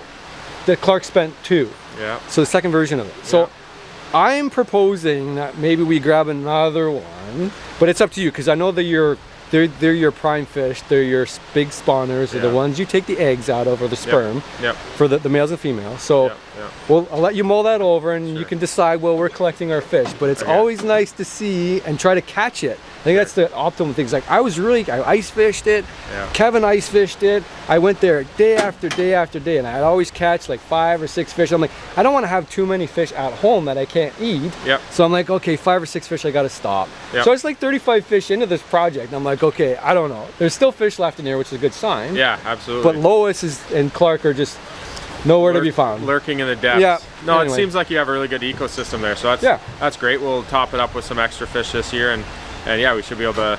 We'll put one in there for the adventure of it, and sounds good. We'll see where it goes from there. Right on. I know the viewers love to see that too, and I think it would be an epic battle to catch a 15-pound rainbow out of that small pond. Would be something else. Yeah, unreasonably awesome. Yes, exactly. How many have we got in there, Clark? Quite a few. Probably around 155, something like that. Nice. You guys can count them on the way out. Yep. That'll be a little easier than on the way in.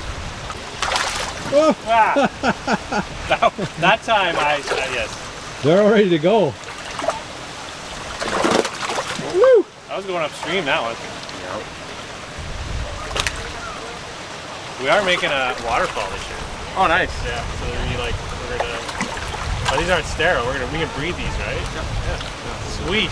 I don't think that'll happen, but. Whoa! A little feisty. I think they're healthy. Is that cool or what? There, jump right out. Are we getting a Clark spent 3 or is it a laying Lois 2? What do you think?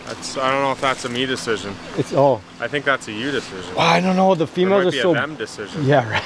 That's true. I don't know. What do you think? Should go for a male? Should we go for the biggest fish, Holden, or like? We'll go for a female. A big female, or we do the females are bigger. right? The females are like the 15-pounder ones. Here, come in. Okay, yeah, do that then. We want the 15. Okay, we want the bigger ones. We know 15-pound female. They're huge. I like to see Holden pick it up, but I don't think it's gonna happen. We're just gonna net it and get it in because they're not used to everything. They've just been hanging out.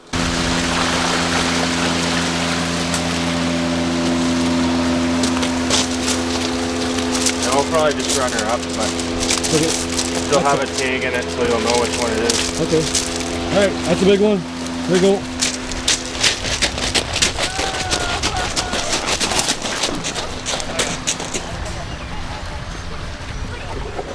That's an absolute Monster fish. giant. There we go. Is there a male in there too, or is that 2 females? That was 2 females. 2 females. So can people buy 15-pound rainbows if they want? How much is a 15-pound rainbow? If somebody wanted to come in here and say, I want just like the biggest fish you got, which are going to be like the males are going to be like 6-8 pounds? Yeah, so 6 to 8 pounds is generally what our breeding stock is, but the breeding stock isn't really a cost per pound. This fish, generally we have around $180 into cost because it's a four-year-old fish and it's been selected for genetics, right? So, so there's a lot of cash that's been invested into that from an operating cost perspective. But at the pond, we do have some of those in the pond. You don't have 15-pound fish in the pond? We do. No. Yeah. Really? We had a fly fishing tournament last weekend and there were some 12 to 15s coming out. That's not many, but there's some. That's crazy.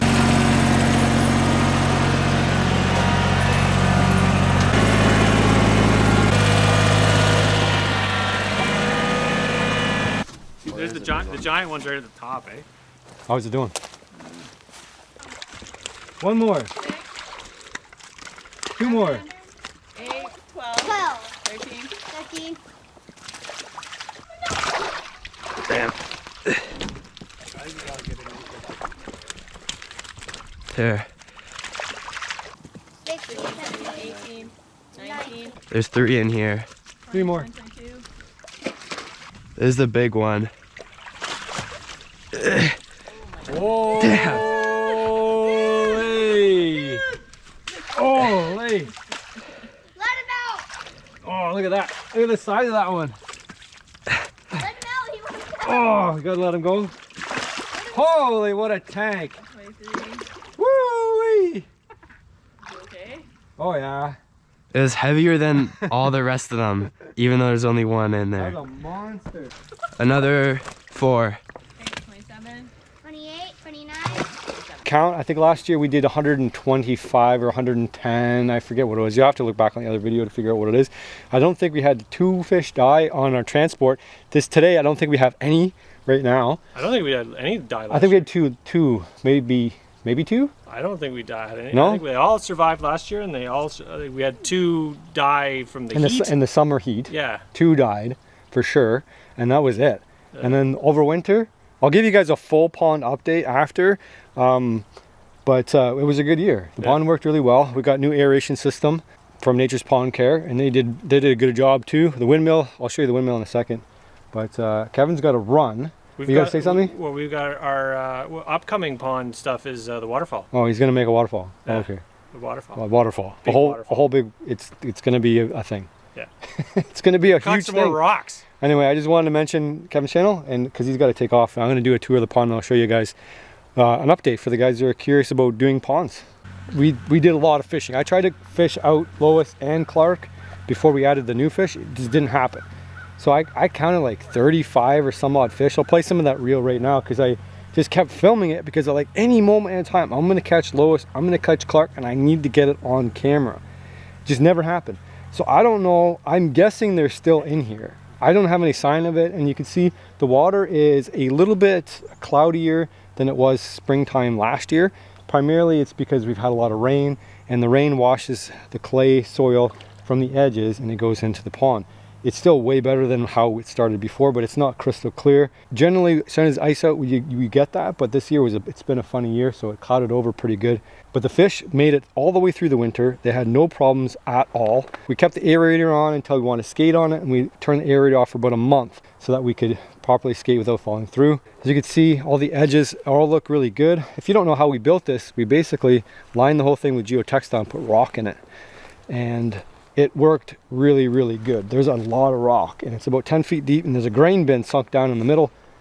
And I'll show you one unfortunate thing that did happen over the winter is our Nature's Pond Care Condors aerator, the windmill, actually a tree, as you see down below, fell on top of it and bent some of the fins.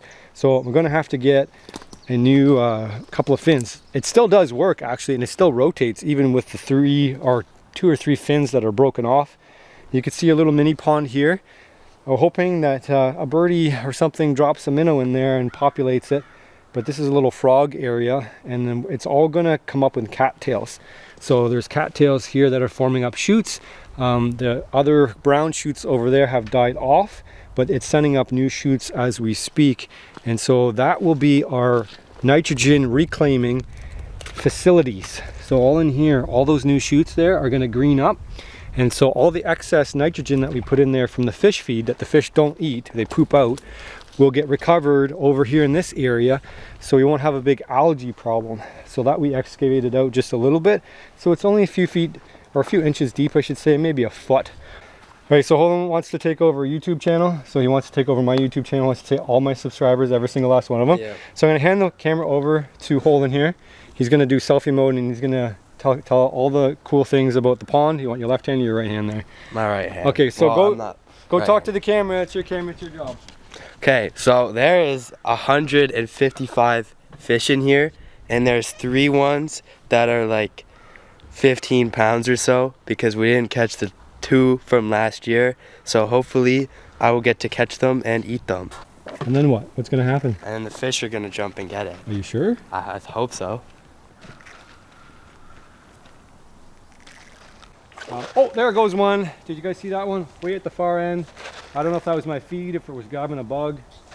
And then this pellet size is a little bit smaller than the ones that they're throwing at the hatchery.